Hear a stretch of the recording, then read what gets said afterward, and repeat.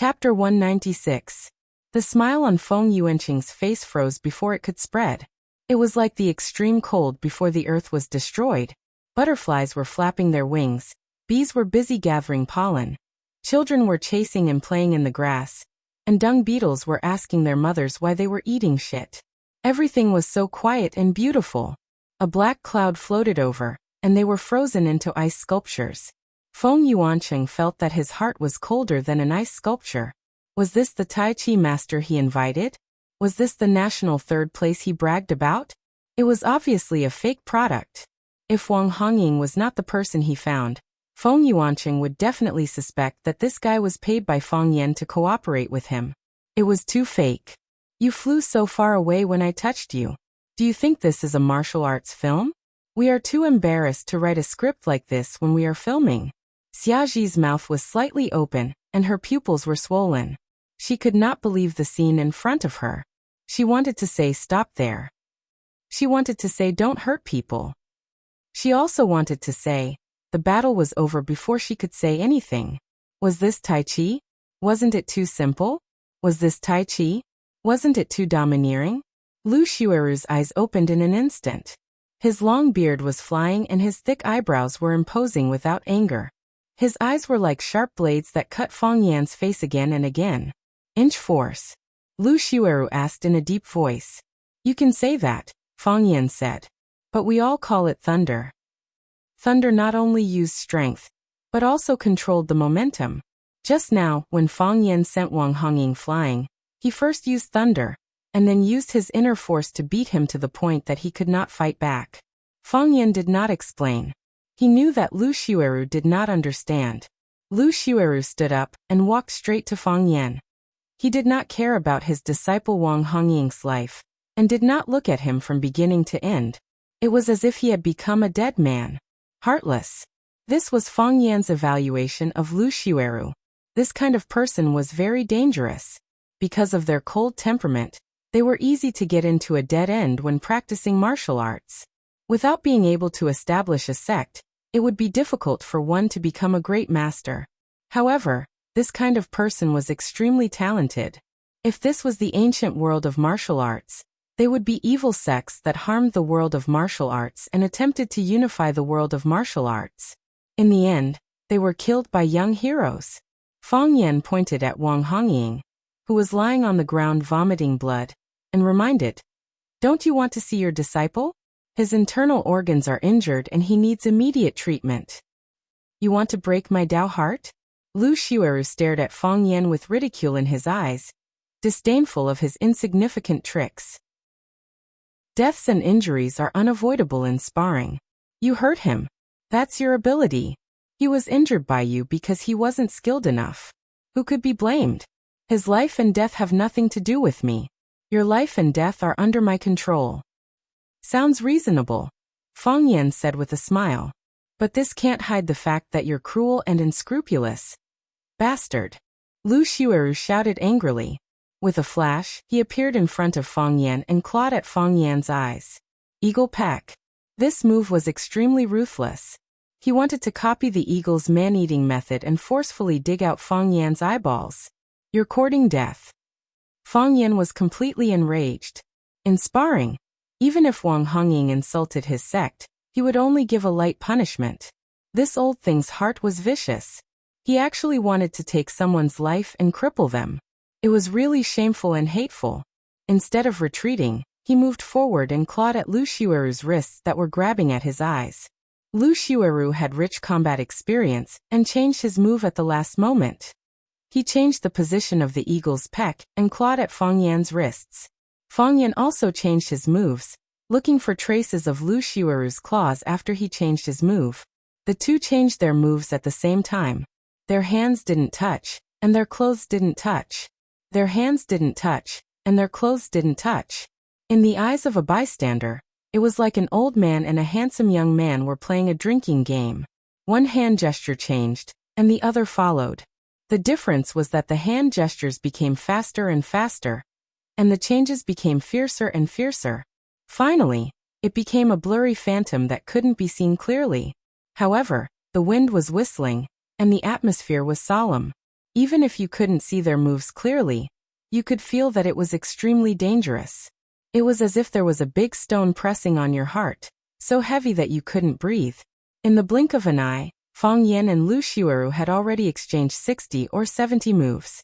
This guy dared to open a dojo in Yanjing and accept disciples, so he really did have some skills. Hiss, the sound of clothes tearing came. Fang Yan and Lu Xiueru's figures were like magnets with strong magnetic fields, bouncing to the sides. Lu Xiueru's face was ugly, and Fang Yan's hand was holding a piece of cloth that was torn from Lu Xiueru's sleeve. This time, it was obvious that Lu Xiueru had lost by a bit. Good kung fu. Very fast reaction. Very strong qigong. Lu Xiueru used the word good 3 times in a row, and stared at Fang Yan with sharp eyes and said, "Who is your master? To be able to teach a disciple like you, your master must not be a nobody. You'd better say your master's name to avoid the flood rushing against the Dragon King Temple. If we meet again, I won't be able to explain it to your master's elders." Fang Yan was really angry and amused. All along, he felt that Fang Yingying and Fang Haohan were very shameless. He didn't expect that the guy he met today was even more shameless than Fang Yingying and Fang Haohan combined. I have seen a lot of TV movies, and I have summed up a few conclusions to share with you. First, generally, people who take the initiative to say that you'd better say your master's name to avoid the flood rushing against the Dragon King Temple are bad people. Because good people don't need to care about their master's name. They only care about the opponent's position, right or wrong. Second, the person who takes the initiative to say this must be the weaker side. Third, this sentence is usually said after the fight is over. This is because the bad guy on the weaker side knows that he can't win, but he's too embarrassed to admit defeat directly, so he can only find a reason to get out of the situation by using his connections. Fang Yan turned to look at Feng Yuanqing and said, "You act in a movie. Do you always write your scripts like this?"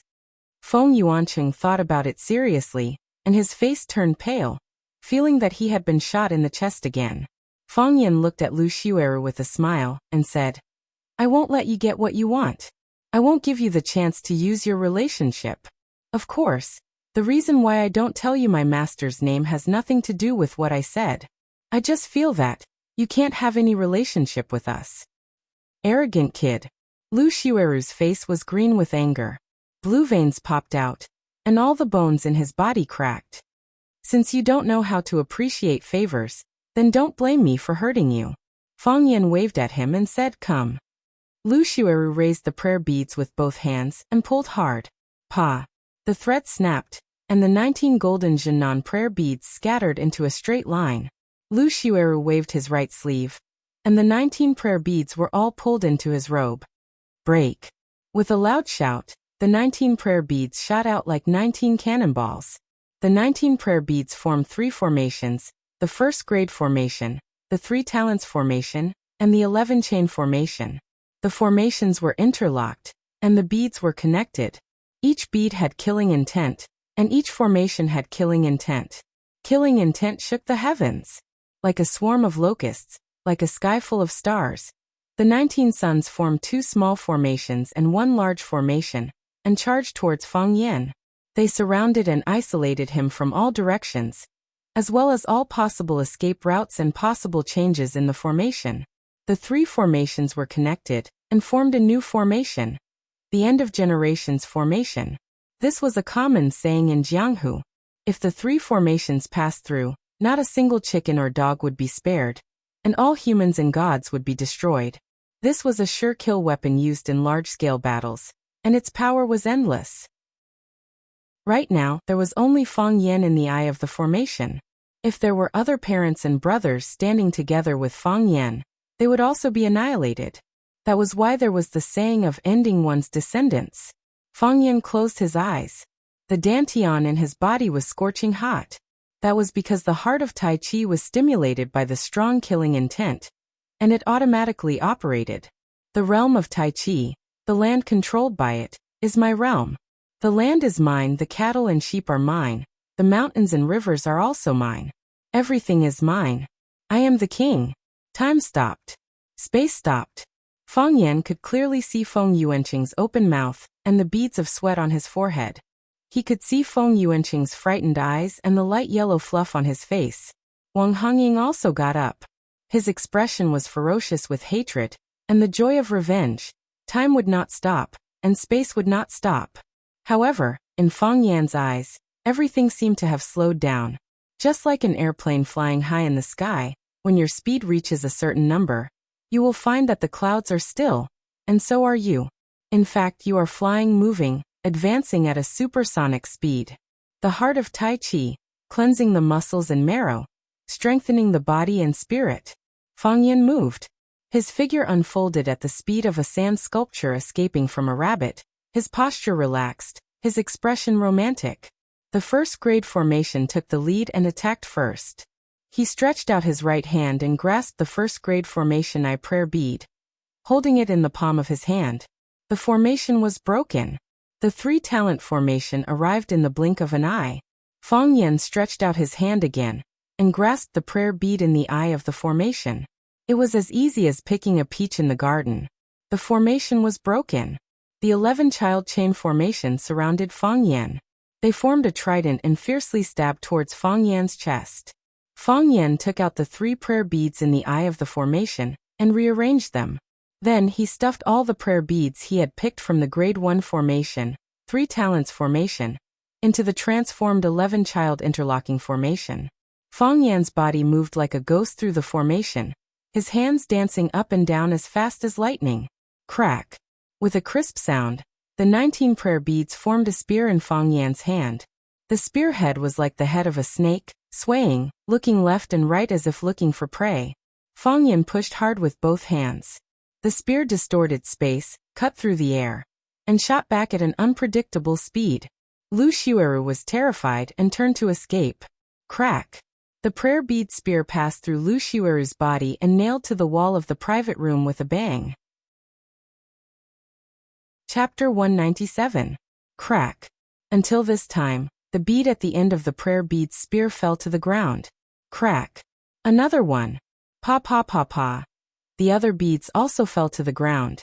After the bead in front fell to the ground, the bead behind followed. It could be seen that even without the silk thread, the connection of these beads was still very tight. The handle of the spear was getting shorter and shorter, and finally disappeared. Except for the 3 prayer beads that crashed into the wall, the other 16 prayer beads were all intact. The most amazing and puzzling thing was that this golden Namu was not a heavy and hardwood. Why could it collide with each other without breaking? Shoot into the wall without breaking? The energy was as hard as steel. Flying flowers could hurt people, and a leaf could take people's head. Even flesh and blood could break mountains and stones with the help of the energy, let alone wood that was harder than the palm. Everyone was stunned. Was he still a human? Was this a myth? Before the duel, Feng Yuanqing and Wang Hongying had different expressions. Feng Yuanqing was cursing and gloating, and Wang Hongying was filled with hatred and joy at the prospect of getting her revenge.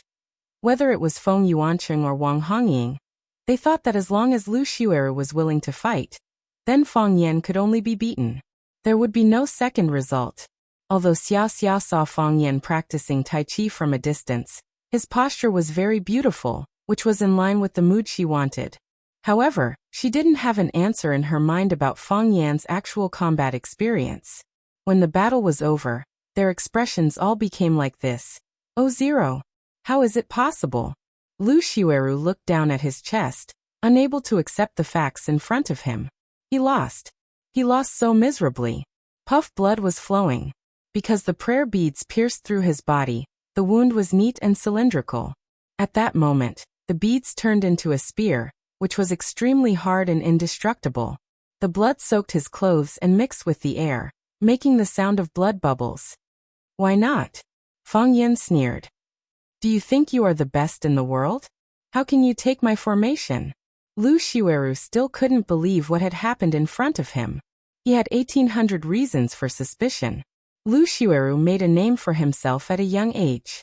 Later on, he became Li Zhonghao's disciple and was one of the top Tai Chi experts in Yanjin. Lu Xueru was extremely conceited. He finished his apprenticeship at the age of 30 and opened a dojo in Beijing to accept disciples. He defeated challengers from all over the world and once claimed to be invincible under the age of 40. On the other hand, his master, Li Zonghao, was already 55 years old. Obviously, he was not within the scope of his contempt. This sentence had been shouted for many years, and it had never failed before. He was the representative of Wuxia's martial arts and the leader of Li's Tai Chi. Therefore, when Fang Yan walked in, Feng Yuanqing had introduced him as the male lead of Wuxia TV's large-scale documentary, Tai Chi World. What about Fang Yan? When Fang Yan first followed Xiaoyan, Lu Xiueru didn't even look at him. Even if it was Xia himself, he just smiled indifferently. He didn't get up, shake hands or greet him. He had the demeanor of a peerless master. Later, when Feng Yuanqing said that Fang Yan was a Tai Chi expert, he opened his eyes and glanced at Fang Yan. Then he quickly closed his eyes again. How strong could this green-haired boy be, and how deep could his cultivation be? Besides, Fang Yan's appearance really didn't have the demeanor of a master. If you didn't wear a tang suit or a layman's robe, and if you didn't have a string of beads on your neck or hand, who would be willing to admit that you were a martial arts master? Packaging was very important in Jianghu. It was not until Fang Yan knocked away his disciple Wang Hongying with one move that he began to take Fang Yan seriously.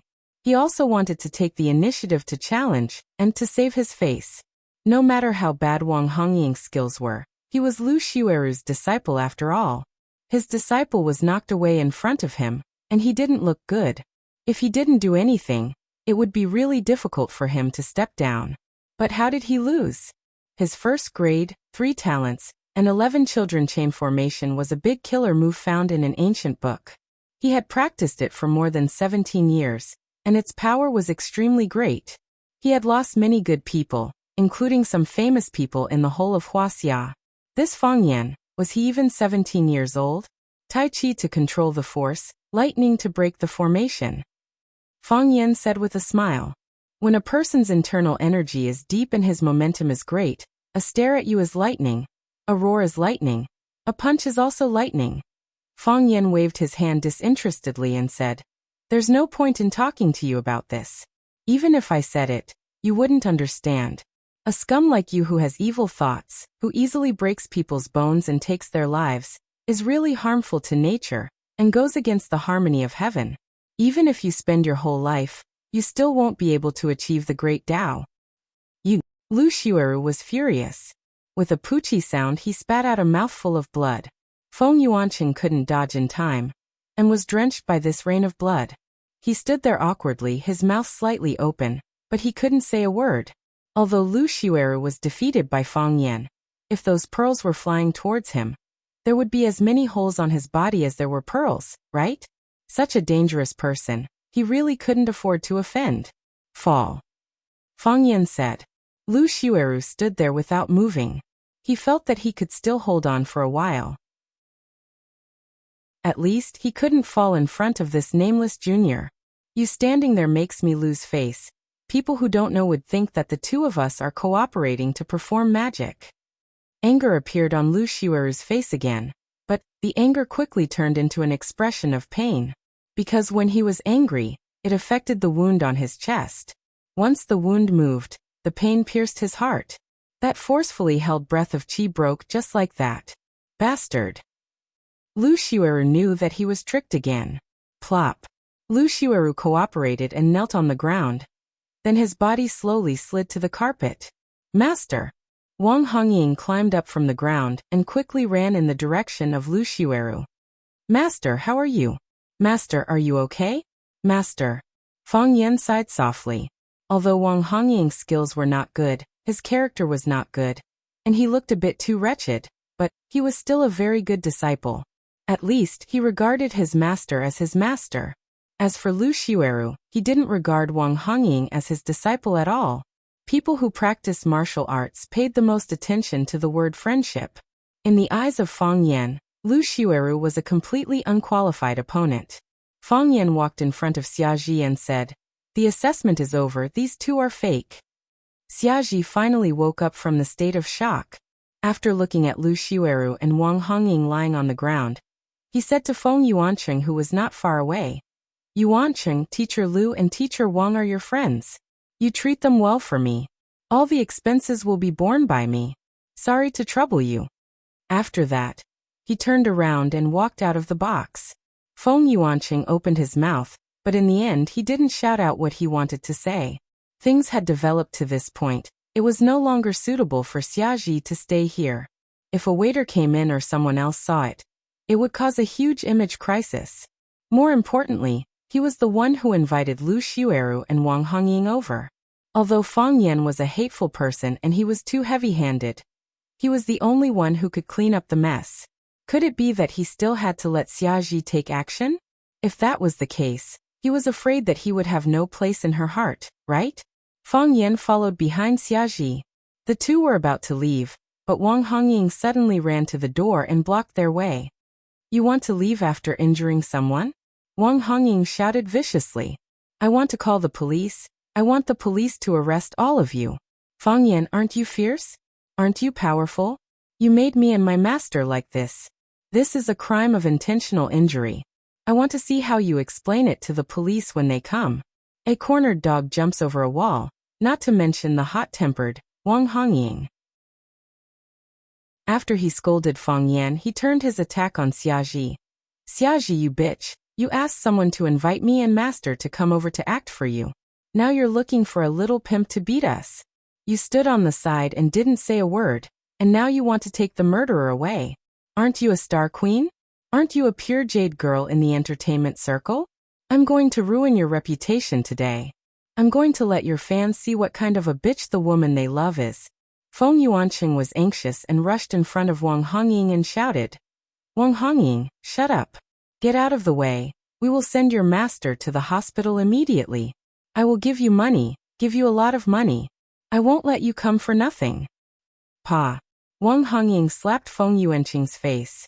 Wang Hongying had practiced kung fu before, and this time, she was furious. She slapped Feng Yuanqing's fair and tender face until it was purple and red, leaving a clear palm print on it. Because Wang Hongying had left her fingernails, it was unknown whether it was intentional or not, but her fingernails scratched under Feng Yuanqing's eyelid, tearing off a piece of flesh, dripping with blood. Feng Yuanqing, you idiot trash. You wanted to pick up girls, so master and I came to support you. We were beaten like dead dogs, and you stood there not even daring to fart. Why were we beaten? Why was master injured? Wasn't it because you wanted that bastard surnamed Feng to have a bad ending? Money? I don't fucking want money. I want you to die. I want you to lose your reputation and become the joke of the world. Feng Yuanqing stood there and covered his face. His face hurt, and his heart hurt even more. Wang Hongying was crazy. This mad dog had lost his mind, and now he would bite whoever he caught. Wang Hongying did not open the door, but shouted through the door. Someone come quickly, murder. Someone come quickly, bang. Fang Yan walked over and knocked Wang Hongying out with a punch. He glanced at Feng Yuanqing and said, No need to thank me. Chapter 198. When Fang Yan came out, Zhu Jian was already gone. The waiter handed him a note and said, Mr. Fang, your friend has to leave first. He left you a note. Fang Yan opened the note.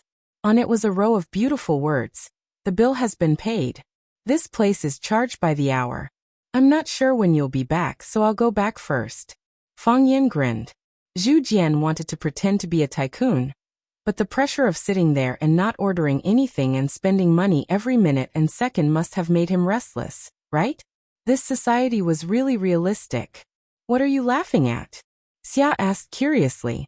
I'm thinking, is this a fake or a beating? Fang Yan replied with a smile.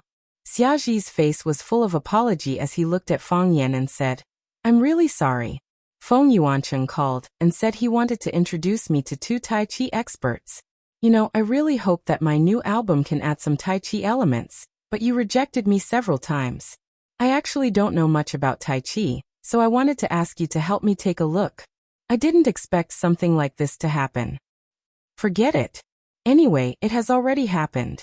Fang Yan waved his hand and said very generously, You just need to make some compensation. How can I compensate you? Xiaji asked with a smile. Fang Yan laughed and said, Then treat me to dinner. I wasn't full just now. Hearing Fang Yan say that she wasn't full, Xia remembered that she hadn't eaten tonight. With an apologetic expression, she said, "No problem. What do you want to eat? I'll see if I can book a private room here." "No need." Fang Yan waved his hand. "It's better not to eat here. Something unpleasant had just happened, and eating here would affect one's appetite. Besides eating here, even if I eat a lot of dishes, I still don't feel full." Xiaji squinted his eyes and smiled, asking, "What do you want to eat?" At the roadside barbecue stall, Fang Yan and Xiaji found a table near the corner and hid Xiaji's body in the shadows that were difficult for the lights to reach. Fang Yan called the boss over and skillfully ordered a lot of food. He said, "Boss, please give me 2 more bottles of beer." "All right. I'll be there in a while," the boss replied, but his eyes were extremely strange as he looked at Xiaji. This girl's clothes, appearance, temperament. No matter how he looked at it, she didn't look like she was here to eat barbecue. When the boss left, Fang Yan looked at Xiaji and said, "Look at you, your style of clothes is not close to the people. If others see us sitting together, they will definitely misunderstand that I'm a pretty boy who specializes in deceiving rich girls." Xiaji smiled bitterly and said, "Yen." As a public figure, Yen Li Yen said. They stared at the results of your works, the gossip about you, and the way you dress. If you appeared in public wearing the same clothes half a year ago and wore it again half a year later, the reporters would say that you were outdated and that you didn't have the money to change into a new one. If your lip gloss was too bright or your eyeshadow was too heavy, you would also be attacked and criticized by them. You don't have to care, but you don't want to go through too much trouble. So, it's not wrong to follow the crowd. It's not easy being a celebrity. Fang Yan nodded in agreement. That's why I refused to be the male lead in your music video. If I accidentally become popular, and people ask for my autograph wherever I go, and young and beautiful girls run over to take pictures with me, how distressed can I be? Should I say yes or no? Not the male lead of the MV. Xiaji corrected. These are some scenes of you practicing Tai Chi. If you don't agree, we don't have to use your face. We just want the moves and aura you use when you practice Tai Chi. You don't even use my face. Isn't that insulting? Fang Yan said angrily. When the beer was served, Fang Yan asked the owner to send the beer utensils. Xiachen said, "Your kung fu is so good. Can't you just use your hands to open it?" "Of course." Fang Yan took the wine opener from the boss and said, "But I'm a low-key person. I don't want to attract too much attention." The boss looked at Fang Yan with disdain. He thought to himself, such a beautiful woman. Could she have been deceived by this guy's glib tongue? Bang. The beer bottle cap popped open. Fang Yan used a disposable plastic cup to pour a cup for Xia, and then filled the cup in front of him. Fang Yan picked up his glass and said, "Come, big star, let me toast you. This should be your first time eating barbecue at a roadside stall, right?" Xiaji shook his head and said, "Mom doesn't want me to eat these things. She says it's too dirty. I don't care. When I was studying, I often sneaked out with my classmates to eat barbecue and drink beer. After that, I rarely had the chance." Xiaji picked up his glass and touched it with Fang Yan's. Then the two of them drank the chilled beer at the same time. From the inside to the outside, there was a refreshing feeling. Even the depression caused by the Lu Xiueru incident tonight was mostly gone. "Master Lu, will he be all right?" Xiaji asked worriedly. Fang Yan coldly snorted and said, "This person's heart is evil and his attacks are ruthless. He tried to take my life several times. His beat array is indeed very powerful. If my martial arts were slightly weaker, I wouldn't be able to sit here and chat with you tonight. I've only seriously injured him, which is already considered merciful. I don't want to cause any trouble for you. I'm really sorry." Xiaji picked up the bottle again and filled their glasses, saying, "Let me toast you." Fang Yan smiled again and said, "I don't think there are many people who can get you to pour wine now. I haven't drunk for many years." Xia said, "Why are you making an exception today?" Xiaji thought for a moment and said, "I just want to have a drink. It doesn't make sense. It's just like sometimes when I can't sleep in the middle of the night, I suddenly want to eat fried chicken with beer, braised chicken wings, spicy pickled fish, And even KFC McDonald's that I rarely eat. Xiaji laughed heartily and said, Besides, I'm treating you tonight. When the guests drink, how can the host not accompany them? You're not a bad person. Fang Yan said. At least it's not annoying. That's your final evaluation of me. Not bad. Don't you know? A lot of people don't like summer. Oh, I'd like to know who doesn't like summer. All the couples in the world. Fang Yan said. Because when summer comes, the weather is too hot for couples to hug each other. I have a question for you. Ask. Although I don't know much about Tai Chi, however, doesn't Tai Chi pay attention to using softness to overcome hardness, requiring the practitioner to be calm and not easily hurt others? Why did Lu Xueru easily attack people heavily? You also beat him up miserably? Fang Yan smiled and said, Taiping Guangji, Volume 174, quoting the chapter Tansu. Assistant Minister Xue Daoheng of the Sui dynasty visited Mount Zhong's Kaishan temple and asked this little monk, Why is Vajra angry? Why does Bodhisattva lower his eyebrows?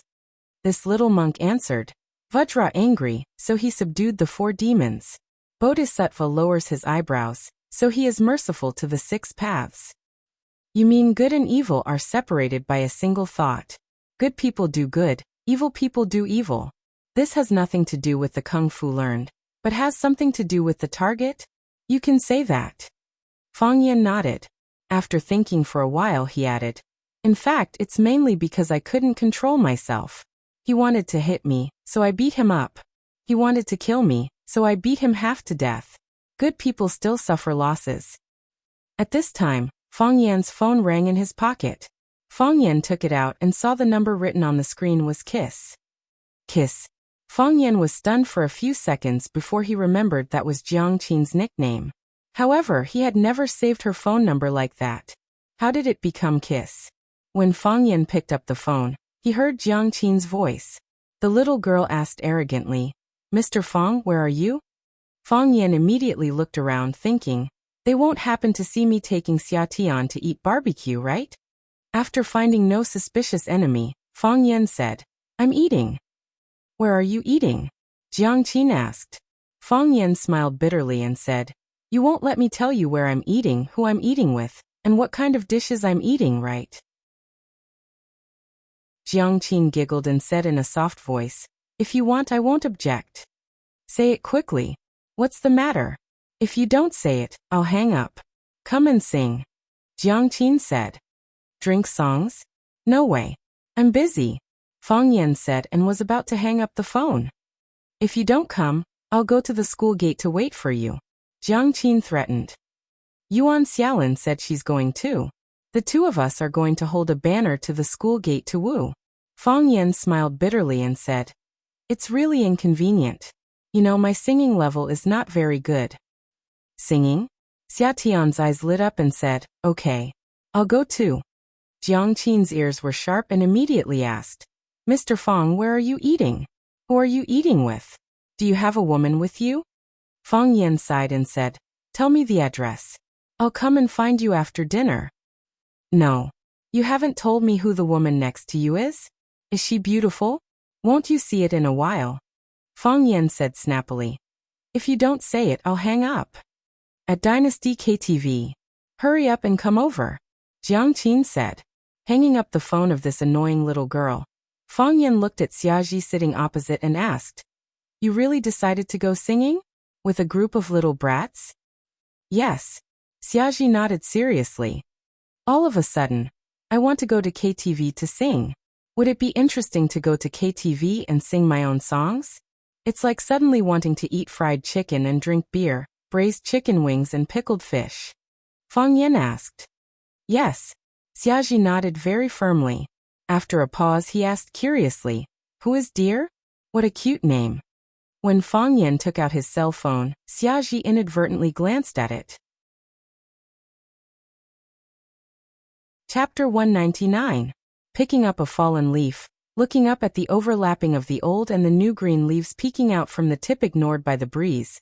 The flowers bloom and hesitate, wandering alone, waiting for you, waiting for everything. Yuan Lin held the microphone and sang a new campus group's classical song, Wing Chun emotionally. Her voice was clear, and her face was round and moist, giving people a feeling of elegance and gentleness. Singing such a lyrical song with a full mood was very interesting. At the end of the song, there was a warm applause in the room. Yuan Lin threw the microphone away, turned directly to look at Jiang Qin, and asked, "Mr. Fong is coming?" "Yes," Jiang Qin nodded and said. "He's not coming alone." "I just heard you say that there's a girl with him?" Yuan Lin asked, very gossipy. "Oh, he's a teacher. How can there be a girl with him? I asked him who it is, but he didn't want to tell me. He said that he would see her soon." Jiang Qin waved his fist angrily. "When he comes, I must teach him a lesson." "That's right." Yuan Lin agreed very seriously. "How dangerous is it to take a girl out to eat supper so late at night? He doesn't know how to be safe." Jiang Qin looked at Yuan Lin and asked doubtfully, "Who are you worried about?" "Ah, I'm worried about Mr. Fong," said Yuan Lin. "His kung fu is so good, what can the girl do to him?" "Of course, what did he do to the girl?" "You're worried about the wrong person, okay? Okay. I'm worried about the wrong person." Yuan Lin giggled. She put her arms around Jiang Qin's neck and asked with a smile, "Are you jealous?" "I'm not." Jiang Qin's pretty face suddenly turned pink. "Why should I be jealous? What does he have to do with me? Why should I be jealous for him?" "You're kidding. You still deny it." Yuan Lin pointed at Jiang Qin's face and said, "You're so red. How dare you say you're not jealous? I have a guilty conscience." "Yuan Xiaolin, I'll strangle you to death." "Help." Yuan Lin dodged. One raised her hand to pinch him, while the other raised her hand to block. The two young and cute girls rolled around on the sofa. The boys greedily and shyly watched from afar, while the girls followed suit. The atmosphere in the private room was lively and cheerful. Jiang Qin and Yuan Lin fooled around for a while before getting up to tidy up his clothes. Jiang Qin looked at Yuan Lin and said, "Yuan Xiaolin, I know what you're thinking." Not to be outdone, Yuan Lin said, "Sweetheart, I know exactly what you're thinking. You know you've exposed more than me. This is an above-board matter. I'm magnanimous, and I won't be like some despicable people who sabotage things from behind." "Are you referring to some despicable people secretly blacklisting other people's phone numbers?" "Yuan Xiaolin," Jiang Qin angrily shouted. Yuan Lin proudly smiled and said, "Say it. I'm listening." "Tonight, we have to be united," said Jiang Qin. "By helping me, you're also helping yourself. Our muzzles must be united against external enemies. When there's an enemy invasion, do you have any objection?" "Not at all." The two girls high-fived each other and said with a smile, "Happy cooperation." When Fong Yan pushed the door and came in, he saw many acquaintances in the private room. The girls were led by Jiang Qin and Yuan Lin, who were said to be very popular in school. The boys were Nong Pu and the others, whom Fong Yan had met last time. Little Fatty, who had wrestled with Fong Yan and spat out the wine in his stomach as a hidden weapon because he used too much force, was also there. Seeing Fong Yan come in, the students immediately got up and greeted him. A girl who was singing also paused the music. The private room, which was lively and noisy just now, suddenly quieted down. Everyone looked at Fong Yan with a smile in their eyes, and kept a distance. In the last bar incident, Fong Yan's performance was too flashy and strong. While making them fear him, he also won the respect of these students. It was also because of the incident with Brother Wolf that they did not dare to go to the complicated bar, but came to the more formal KTV to sing. "Mr. Fong. Mr. Fong, long time no see. Mr. Fong, sing a song for us?" Fong Yan waved his hand and said with a smile, "You continue to play, don't worry about me." Fong Yan turned and pointed to Xiaji behind him and said, "Come, let me introduce you to a new friend." "Xia?" A girl screamed and shouted. Fong Yan shook his head with a wry smile and said, "It seems that I don't need to introduce." Originally, everyone had some doubts about Xia Chen's identity, thinking that she was just a woman who looked like a big star. Xia Chen. One had to know that after the glamorous Queen Fan Bingbing became popular, the National Immigration Administration would find hundreds of Fan Bingbing and their passport photos every year. Besides, how could Xia Chen come to such a place? Hearing Fong Yan's words, Everyone was sure that this beautiful new woman was the big star Xiachen. Oh my god, it's really summer. Wow, Xiachen, I like you so much. Can you give me an autograph? Xiachen, I like you so much. Little Fatty's eyes turned red and he actually cried in public. From this, it could be seen how obsessed he was with Xiachen. Xiachen patted Little Fatty on the shoulder and said with a smile, "Thank you for liking me. But a man can't cry so easily." Little Fatty quickly wiped his tears with the back of his meaty hand and said, "I won't cry. I won't cry." That's right. You have to learn from your teacher Fang Yan. When Fang Yan entered the door, Xiachen was standing behind Fang Yan. She could tell that these students were very convinced by Fang Yan. One had to know that the current students were very rebellious. Not every teacher could make them respect and love them so much. Little Fatty opened his mouth, but didn't dare to reply. Learn from teacher Fang Yan? He really couldn't learn this. The woman that Fang Yan brought was actually the goddess of the nation, Xiachen. This caused Jiang Qin and Yuan Lin to be extremely shocked and helpless. The two girls looked at each other. Jiang Qin encouraged his companion and said, "Remember, the muzzle of the gun is facing the outside world. Don't worry." Yuan Lin nodded her head in a very loyal manner. "Even if the whole world betrays you, I will still stand with you." "That's a good sister," Jiang Qin said with relief. "Of course. It doesn't matter if she's summer or winter. I'm not familiar with her anyway." Before Yuan Lin finished her words, she saw Xiachen's eyes glancing at her. She trotted over and said excitedly, "Sister Xia, I really like listening to your heartbeat. I even sang it once just now. Can I sing it for you?" Yuan Lin. Jiang Qin gritted her teeth. She couldn't wait to rush over and beat Yuan Lin up. This damned girl. She clearly said that they were on the united front. She clearly said that the muzzle of the gun was facing the outside world. In the blink of an eye, she ran over and pretended to be a brainless fan. "Is this how you treat your best friend?" "Really?" Xiachen said happily. "Can we sing together? I also want to sing." Sure. Yuan Lin was really happy. She didn't expect that her initiative to be able to get such a return. Singing her idol's song with her idol was something that any fan would go crazy over, right? Yuan Lin shouted, Lon, quickly give me some heartbeat. Summer's heartbeat." "Humph, love-struck fool." Jiang Qin stubbornly raised her head. Even if Yuan Lin ran over to the other side, she wouldn't give in so easily. Xiachen's gaze turned to Jiang Qin, who had been looking at him with hostility. Although he was puzzled, he still smiled and said, "This little girl is so beautiful. Her singing must be very good, right? I want you." The fierceness on Jiang Qin's face instantly disappeared. Her face blushed and she said with some embarrassment, "Actually, it's not bad. It's not as good as yours." "Don't be so modest. Do you know how to sing Heartbeat?" "Yes." Jiang Qin nodded. This Heartbeat was once one of the top 10 golden songs of the year. It was very popular. The sad tone, beautiful lyrics, and moving pictures were deeply loved by young people.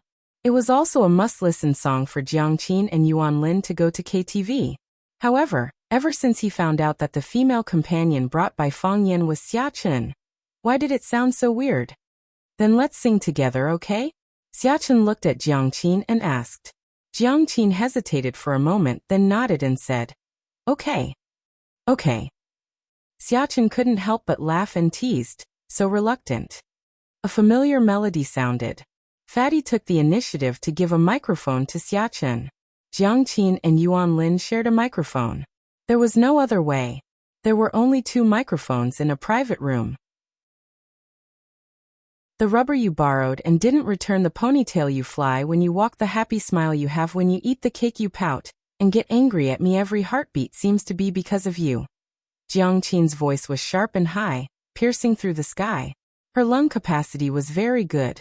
Yuan Lin's voice was clear and transparent, mixed with a little laziness unique to a young girl, just like Mo Wenwei when she was young. Xiachen was the original singer of this song, and she was a student of the Academy of Music. She had also gone abroad to study music. Her true voice and fake voice naturally changed, and her breathing was smooth. She had an excellent voice and strong singing skills.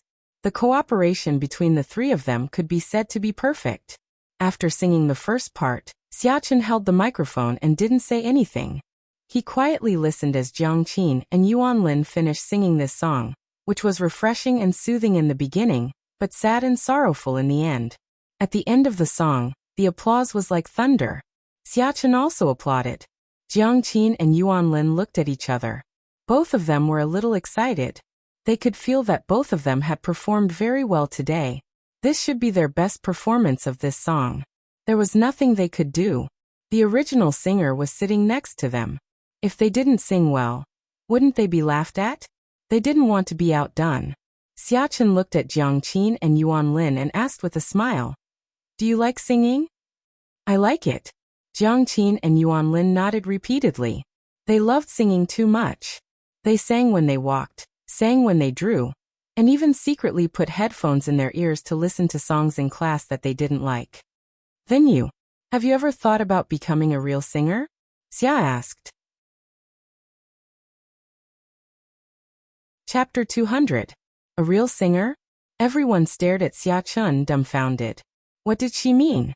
Did she want Jiang Qin and Xiachen to become superstars like her? The boys' faces were full of excitement and joy, as if they were about to witness the people around them become influential figures that would attract the attention of the world in the future. The girls went crazy with envy and jealousy. Why did Xiachen choose Jiang Qin and Yuanlin? Why didn't she choose us? I'm also very cute, and I sing very well. Just because those two guys had a good relationship with Fang Yan, as a close friend or girlfriend of Fang Yan, Xiachen treated them differently and took care of them more? This was unfair. Jiang Qin and Yuanlin looked at each other, and the eyes of the two little girls flickered. Yuanlin looked at Xiachen and asked, "Sister Xiachen, are you saying that we should become singers?" "Yes." Xiachen nodded seriously. He wasn't joking at all. "Can we really do it?" Jiang Qin was still a little unconfident. "We all hummed when we had nothing to do, and we don't know any singing skills. There are no skills to learn, but the voice and the quality of the sound are innate," Xia said. "When I heard you two sing just now, I was really amazed. Jiang Qin's lung capacity is very good. If you can practice more, I believe that there will be no high notes that will be difficult for you. In time, maybe our country of Wuxia will have another dolphin sound princess that will shock the whole world." Yuanlin's voice was clear and transparent, like a glass of bubbling lemonade. It was sour and had the lazy feeling of a summer afternoon. This kind of sound was very recognizable. Most importantly, the two of your voices have a kind of, how should I describe it? I think the two of you must have a very good relationship, right? They were clearly two completely different voices, but they actually fused together perfectly, forming a new and intoxicating and influential voice. Xiachen looked at Fang Yan and said, "I think it's a pity that they don't sing." Fang Yan waved his hand with a smile and said, "It's not a pity if they sing or not. I don't have the right to say anything. I'm their teacher, not their dad." Yuanlin grabbed Fang Yan's arm and shook it. Then she said coquettishly, "Dad, please give me your opinion. Should we go karaoke? Do you want to go singing?" Jiang Qin also looked at Fang Yan with a burning gaze, hoping that he could point out a way. Fang Yan gently sighed and said with a serious expression, "I'm not joking with you. This matter is very important. It will determine the direction of your future development, and what kind of mark your entire life will leave on this world. You should think about it carefully and listen to your heart. What do you want to do? Then work hard to fight for it. If you want to become a teacher, then start studying hard from now on. If you want to paint, then practice more. If you want to sing, the opportunity is right in front of you. Go back and find a way to convince your parents to agree, and fight for your own choice. Even if you fail, you won't have any regrets." Fang Yan smiled bitterly and said, "Having a choice is 100 times happier than being forced to choose." A teacher not only imparted knowledge in the classroom, but also taught students the principles of life outside the classroom. It was related to the lives of two girls. Fang Yan would not easily make a decision for them. However, he would use his life wisdom to tell them how to think and how to choose next. There was an old saying in Wuxia, "People leave their names behind, and geese leave their voices behind. Life was short. Some people lived a mediocre life. Some people stood at the top of their fields and were dazzling. Some people chose to live a stable and happy life. Some people chose to fight the wind and waves and read thousands of sails. If you chose a different path, there would be different scenery along the way. Jiang Qin and Yuan Lin looked hesitant. It was difficult for them to make up their minds. It was difficult for any girl to refuse the temptation of jumping from an ordinary little girl to a global superstar. After all, it was the big star Xia Xia who invited them. As long as she was willing to support and help them, they would be on the fast track to fame. Paying respects to famous teachers, releasing records, holding concerts. The most important thing was that they really liked singing. Jiang Qin looked at Yuan Lin and said with some uncertainty, "I'm a little scared. I heard that the entertainment circle is very dark." "Who dares?" Xia Xia sneered. The word, "who dares," was really domineering on her gentle and elegant pretty face. It is an indisputable fact that the entertainment circle hides filth. Some people want to become famous overnight. Some people want to take a shortcut. Some people are insatiable, so they choose to pay. But if you can hold your bottom line, who can force you? Besides, since I invited you to sing, I will naturally keep you safe. Whoever dares to touch a hair of yours, I will make him pay a heavy price. Of course, I don't mean that you must come in. Teacher Fang Yan is right. You must make your own choice. Xia Xia looked at Jiang Qin and Yuan Lin with a smile and said, "If you like singing, then come and sing." "I do," Yuan Lin said firmly. "I like singing." Jiang Qin, who was usually more domineering, couldn't make up his mind now. He looked at Fang Yan and said, "I don't know if my parents will agree. Actually, I'm willing." Xia Xia smiled and said, "I can't help you with that. There are some difficulties that you have to overcome yourself. For example, the problem of communicating with your parents." Fang Yan looked at Xia Xia and asked uncertainly, "They are still so young, can they really do it?" "Of course not," Xia said. "Do you know the 12 music workshops for women?" Xia asked. "Yes." Fang Yan nodded. It was an orchestra that performed Wuxia's classical music in the form of pop music. Their works Glory, Lulan Maiden, High Mountains and Flowing Water, and other works were very classic and were very popular around the world. Fang Yan would sometimes listen to their music when he was practicing Tai Chi. Their music was light and passionate, and often gave him a lot of inspiration. This is a very great group. They used pure music to conquer Japan, Korea, Europe and the United States. They used Wuxia's classical culture and music elements to the world. What they are doing is also what I want to do. For a long time, it was the celebrities from other countries who came to conquer Wuxia.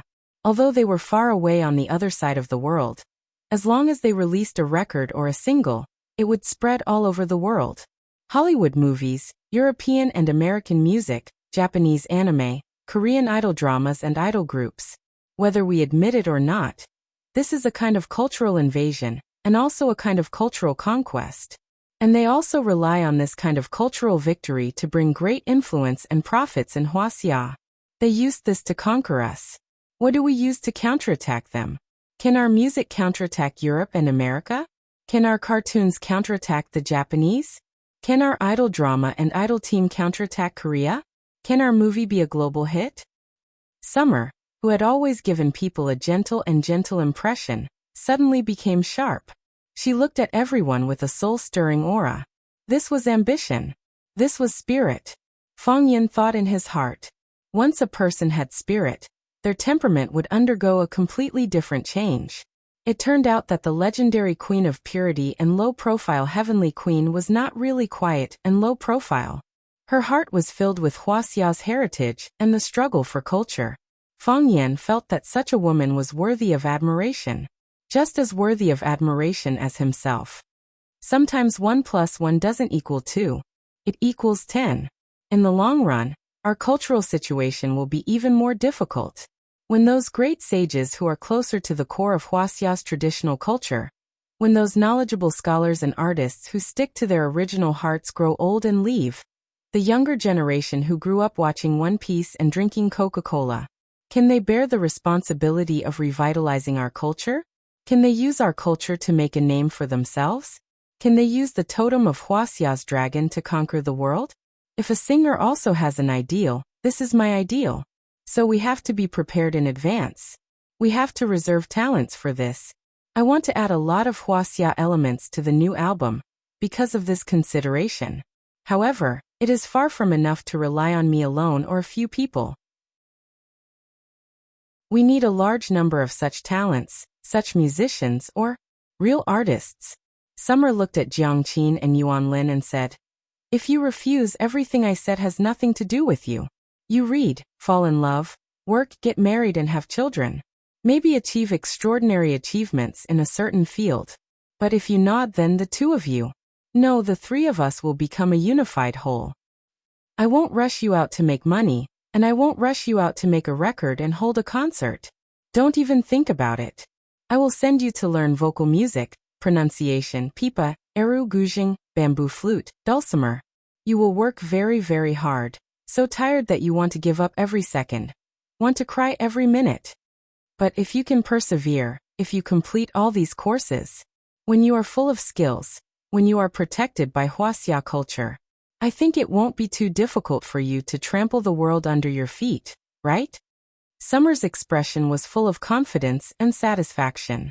Her eyes were shining like the bright moon in the sky. She looked at Jiangqin and Yuanlin and asked in an extremely bewitching voice, "Are you willing to become the gods of this world?" Chapter 201. It had to be said that Summer was a very clever lobbyist. She had already made great achievements in the field of music and received honors that attracted the attention of the world. She was the goddess and idol of the students present and the object of their worship.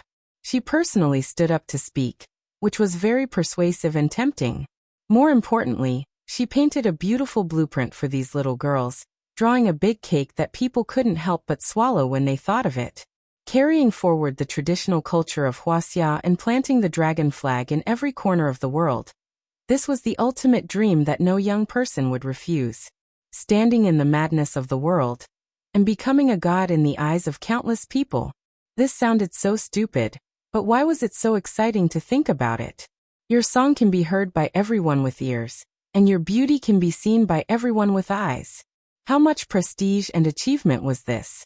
Hearing this explanation, not to mention the two girls, Jiangqin and Yuanlin, couldn't control themselves. Even Fang Yan felt. Should he also consider developing in the entertainment circle? A Tai Chi master who could sing. This would be unique in the entertainment circle, right? "I'm not afraid of hard work," Yuanlin said with a firm look. "I can play the piano, I can draw. I'm willing to learn guzheng and eru. As long as I can learn, I'm willing to learn." "I want to learn too," Jiangqin said. "Whether you can become a star or not, it's always good to learn more things." The other students also wanted to learn, and also wanted to follow Summer to save the world. However, they hesitated several times and didn't know how to speak. They were not familiar with Fang Yan, and they were even less familiar with Summer. Why should Summer help them? Fatty's brain suddenly lit up and said, "I want to sing Echo for Summer. Help me order Echo." Echo was also a classic old song of Summer. Just now, Jiangqin and Yuanlin sang Heartbeat, which made Summer look at them in a different light. If he performed well and the goddess saw his strength, would she also say to him, "I think you are very talented, come and learn singing from me? Order me a song, I want to sing return. I like Summer's Jiangnan the most. Help me order Summer's Jiangnan." Me too, me too. Everyone dreams of being a star. Fang Yan sighed. There were fewer and fewer people like him who were willing to be ordinary and selfless in school. Fang Yan could not help but praise himself more than 30 times. Just as the melody of Echo started, the sound suddenly stopped. The television screen went dark, and the lights went out. The private room was pitch black. "Ah!" Everyone cried out in alarm. "A power outage?" someone asked. "Don't move," Fang Yan shouted. "Sit there and don't move." The students panicked. Their first reaction was that it was a power outage, but Fang Yan didn't think so. The small window in the middle of the private room's door had been sealed shut, allowing a tiny amount of light to penetrate through the gap under the door. The out-of-tune singing of, "I'll love you even if I die," could still be heard coming from the private room next door. This was an attack. What was even more terrifying was that the killer might have already entered the private room and become one of them. Obviously, the power and lights in the private room were cut off from the inside. The light outside and the private room were not affected at all. A person could sneak into the private room and cut off the power inside without anyone noticing. How strong was he? Jiang Qin and Yuan Lin brought more than 10 students to sing, so they asked for a big private room. As for how many students there were, Fang Yan didn't count them carefully after he came in. What was worse was that after there was no light in the private room, all the students were either standing or sitting in different directions. Fang Yan had no way to find the attacker among the black shadow. Mr. Fang. Jiang Qin, who was sitting next to Fang Yan, wanted to ask what had happened and why Fang Yan's voice was so nervous and anxious. "Don't speak," Fang Yan shouted in a deep voice.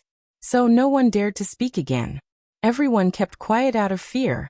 Some were sitting, some were standing, and some were maintaining a fixed posture, not moving at all. This private room had become an independent, dark, and dangerous world. Some people were breathing rapidly, some people were swallowing saliva, and even the heartbeats of the people in the room could be heard. The atmosphere was strange and terrible. Fang Yan didn't say anything. He just sat there and didn't move. Fang Yan tried to relax his body and mind as much as possible. The way of Tai Chi paid attention to nature. Only by being natural could one spy on the way of heaven and the growth of all things. Fang Yan felt his existence. He breathed naturally, and his heartbeat was light and slow as usual. His body was relaxed as if he was at home. However, it was also because he breathed naturally and his heartbeat was light and slow as usual that Fang Yan found him suspicious. In such an environment, how could ordinary students, including the big star Xia, maintain such a normal mood and mentality? He didn't move. Fang Yan didn't move, either. This was like a duel between two peerless masters. It was a competition of patience and timing. A chance to kill with one blow. There was a saying in Buddhism that one flower, one world, one leaf, one Bodhi. In this small private room, it would become the battlefield for Fang Yan and an unknown master to fight. Fang Yan's opponent was very patient, but Fang Yan was more patient. Because he knew that the longer it dragged on, the better it would be for him. After all, he was the one being attacked, and this was his home ground. As for the killer, no matter how brilliant he was, he couldn't see the light of day. The killer's heartbeat stopped. His breathing also disappeared. Fang Yan knew that he was going to make a move. Martial artists would make some abnormal movements before they made a move, and they couldn't help but adjust their physical state. This killer was no exception. Swoosh! A silver light flashed. A knife cut through the darkness and stabbed straight at Fang Yan's eyes. The knife energy was overflowing, and the killing intent was overwhelming. Before the blade arrived, the strong wind had already cut through people's clothes, making people feel burning pain. It was like being roasted by a long column of fire. The smooth flow of air was distorted and crackling sounds could be heard. Fang Yan expected him to make a move, but he didn't expect him to make a move so quickly. Just as he reacted, the person and the knife were already in front of him. Fang Yan closed his eyes. That intense light and sharp murderous aura had already blinded his eyes. Ninja. He was a ninja. Only a ninja would have such a ghostly speed. Only a ninja could sneak into the private room under Fang Yan's eyes without him noticing. Moreover, from the strength he displayed, this guy was at least a middle ninja. It was also very likely that he was a superior ninja. The superior ninja was also known as the wisdom ninja. They could make battle plans and control the overall situation. And they could kill the target single-handedly. The training of a ninja was extremely harsh. It could even be described as inhumane. It was very difficult to become a qualified ninja. However, there was a saying in the ninja world. It was hard to find a superior ninja in 1,000. From this, it could be seen that even in Japan, a superior ninja was a rare thing. Fang Yan didn't have time now. Otherwise he would have considered whether he should be lucky or unlucky. Why did he encounter such a precious superior ninja that could be exhibited as a treasure? Fang Yan leaned against the wall, and there were people sitting on both sides. Whether it was Jiang Qin or Xia, He didn't want them to be hurt. Unable to avoid, he picked up the wine bottle in his hand to block. Cha! It was not a crisp sound, nor did it burst. It was like the sound of a knife cutting chives. The long knife in the ninja's hand lightly cut the thick glass wine bottle in Feng Yan's hand, and without any obstruction continued to cut Feng Yan's neck. The speed was too fast. The wine in the wine bottle that was split into two didn't even have time to flow out. The hair was cut, and iron was cut like mud. Just SOO. Sure kill.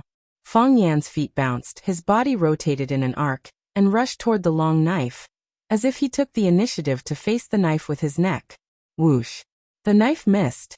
The long knife slashed on the sofa chair in the KTV box, and with a crisp sound, a deep hole immediately appeared on the sofa. But no one had discovered it yet. Feng Yan's body was lying in the arms of the ninja, and he could feel his cold and fierce breath. He turned his wrist and used heaven and earth upside down, and reached out to hit the major acupuncture points of the ninja's arm holding the knife. As long as one of the acupuncture points was buckled, the ninja's arm would lose the ability to move, or in other words, instantly paralyzed and disabled. Taking the long knife with bare hands, whoosh. The ninja withdrew the long knife, and his body retreated, and disappeared in the darkness again. Fast. Incredibly fast. Whether it was the killer who made the knife or the counterattack of Feng Yan, there was almost no gap between the two of them. From the beginning to the end of the attack, it was probably less than a second, just a blink of an eye. Until this time, sitting on the left and right sides of Feng Yan, Jiang Qin and Xia Xia felt the dangerous murderous aura. Jiang Qin's body trembled, and his fists clenched. She wanted to shout, but she couldn't move. She didn't understand what happened, but she knew that the current environment made her feel afraid. Xia Xia's heart was also in her throat. She sat very close to Feng Yan, so she could see the black shadow approaching. Although the killer only used one knife from beginning to end, the white light that appeared out of nowhere still illuminated her eyes. She didn't speak, nor did she move. She completely handed her safety to Feng Yan, because she knew that if she moved, she would die. Whoever moved would die. Feng Yan sat back in his original position, and the ninja retreated to a corner of the box. Everyone kept their previous positions, and they looked around with wide eyes, but they saw nothing. Silence returned to the private room, as if nothing had happened. Chapter 202. Ninjas weren't immortals or ghosts. They were also human beings. Like spies and killers, they were just a more special profession compared to teachers, students, programmers, and advertising planners. Beginner ninjas were genin, and those who knew strategy and assassination were jonins. That was all. As long as they were human beings, they could be killed. Therefore, Feng Yan wasn't afraid. He knew that the ninja's target was him, but he was also worried that if the ninja found that he couldn't kill the target, would he vent his anger on the innocent students in the private room? Feng Yan's worry wasn't superfluous. Just as he was thinking about this, a sharp sword energy slashed toward Jiang Qin sitting next to him. The private room was like a sealed black box. Only murderous intent could be smelled, but no light could be seen. Obviously, the ninja changed the way of attack or smeared some black material on the blade to make it lose its bright color. The blade and the darkness merged into one, becoming a ghost that harvested lives. Feng Yan closed his eyes and sat on the sofa without moving. The killer chose to attack Jiang Qin, which made him calm down. This didn't mean that he didn't care about Jiang Qin. It was because he knew that the ninja didn't really kill people. If he had wanted to kill these students, he could have chosen to attack the students who were far away from Feng Yan, or the children who were sitting next to him. Why would he choose to attack Jiang Qin, who was in close proximity to Feng Yan? He wanted to create chaos and shake Feng Yan's heart. When Feng Yan saved him in a hurry, he was looking for an opportunity to attack Feng Yan. He just wanted to kill Feng Yan. This was also the result that Feng Yan was happy to accept. When masters fought, it wasn't just about the strength of the two sides, but also the ability to judge the situation and the wisdom to fight. Feng Yan didn't intercept the ninja's sword. He picked up a bottle of beer in front of him and threw it toward the place where the murderous intent was the strongest. At the same time, his body jumped up and rushed behind the bottle. Crack. The long saber once again cut open the bottle. Then, without any hesitation, he stabbed at Fang Yan, who was behind the bottle. If it hit, Fang Yan would definitely be pierced through by this attack. However, Fang Yan didn't seem to be aware of this danger. He just rushed towards the long black saber in a daze. He was just like an idiot, boorish fool. If one could see it with the naked eye, one would find that Fang Yan's sprinting speed was very fast. Like a spirit fox and a cunning rabbit. Like thunder rumbling in the 9 continents. Lightning flashing for 9,000 li. Moreover, his body seemed to be running in a straight line, but this straight line was just an illusion. With a single step, his silhouette split apart. One was real, and the other was real. It was hard to tell which one was real. Drunken Crane Rides the Wind. This was one of the Fang clan's Tai Chi footwork. It was derived from the original 3 crazy steps by the famous drunkard in the family when he was drunk. The body split into 3, and the 3 gave birth to millions. It was hard to fathom. Many people suffered a great loss when fighting against it. This was also the reason why no one dared to look down on the old drunkard, even though he was in dire straits. Who knew if this was an alternative cultivation method that he used to isolate his spirit and self-destruct his physique? How could anyone look down on the #1 martial artist in the past? Fang Yan had a close relationship with the old drunkard since he was young. Even after the old drunkard's temperament had changed, he could still talk to him. This was also the reason why he could learn this drunken crane riding the wind. In this world, there were only 3 people who knew this drunken crane riding the wind. It wasn't that people didn't want to learn it, but those who knew it didn't want to teach it. Needless to say, the old drunkard only cared about wine. He didn't care about family affairs. Every day he lived in a drunken stupor. He spent more time sober than drunk. The other 2 people who learned this drunken crane riding the wind were Yi Ro and Fang Yan. Yi Ro also liked wine, and she could drink a lot without getting drunk. Every time the old drunkard wanted someone to drink with him, Yi Ro was the most suitable person. The 2 of them got to know each other through drinking. It seemed that the relationship between Yi Ro and the old drunkard was even deeper than the relationship between Fang Yan and the old drunkard. Who asked Fang Yan to be unwilling to drink with the old drunkard? Yi Ro knew this drunken crane riding the wind, but even if they knew she knew it, who would dare to ask her to learn it? Fang Yan also knew it. He had thought of teaching this footwork to Fang Yingying and Fang Haohan, but the result wasn't ideal. They knew the 3 crazy steps like the back of their hands, and it was effortless for them to move. But when this drunken crane riding the wind was used, they would either fall on the spot or be like a fat pig facing a skinny sheep. They would stumble, and there was no power at all. Drunken crane riding the wind. The crane needed to be drunk first before it could find the feeling of riding the wind. Drunk wasn't really drunk, but intoxicated. It was forgetting it was muddle-headed, and it was part of nature. So, the ninja slashed at Fang Yan. Missed. So, he retracted his blade at lightning speed. Slashed again. Missed again. So, the 3rd slash. Still missed. So blade chi filled the air, and killing intent filled the room. But no matter how the ninja slashed and slashed, he couldn't touch Fang Yan's body at all. He couldn't add a leaf, and he couldn't drop a feather. This was the highest realm of Tai Chi, and also the true meaning of drunken crane riding the wind. The blade didn't have blade light, but it had killing intent. Sword chi was also chi, and with chi, there was strength.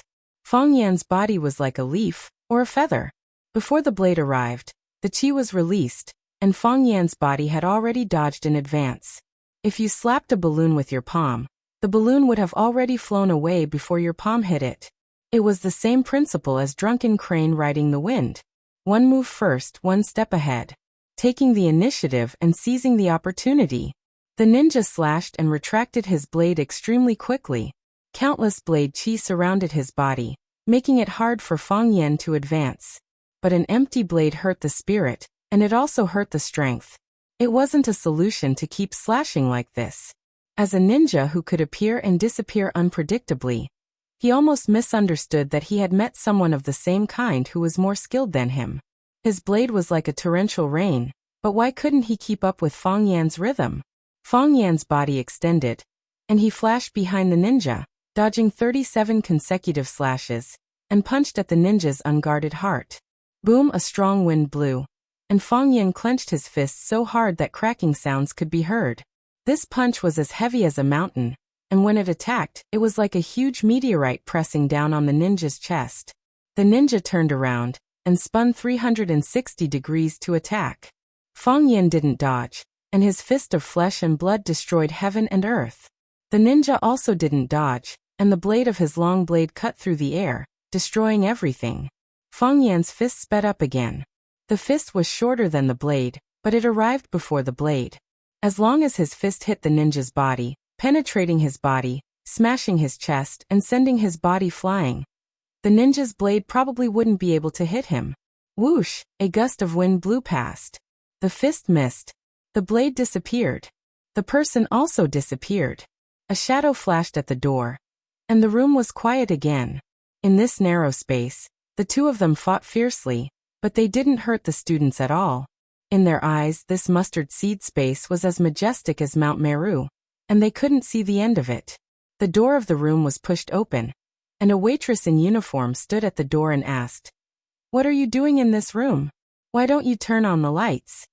The light from outside shone in, and everyone in the room felt like they had seen the light of day again. The heavy stuffiness in his chest disappeared, and so did the fear that made him feel like he was about to go crazy. They didn't know what had happened, but they knew it must have been something bad. It was like a ghost, a real ghost, mingling with them. They couldn't identify it, and they couldn't escape, so they could only stay in the room with the ghost. "Turn on the lights," Fang Yan explained. "We're playing a little game." Clap, clap, clap. Before Fang Yan finished explaining, the waitress had taken the initiative to turn on all the lights in the room. She stared at Fang Yan and the students in the room with unkind eyes. After seeing that their clothes were intact, and there was nothing unusual on their bodies, her face softened a little, but her voice was still cold as she warned, "We have a rule here that pornography, gambling, and drugs are prohibited in the room. Once found, we will immediately call the police." Pornography, gambling, and drugs? Fang Yan smiled bitterly. What kind of people did she think they were? When the waitress saw the situation in the room, her face became extremely embarrassed again.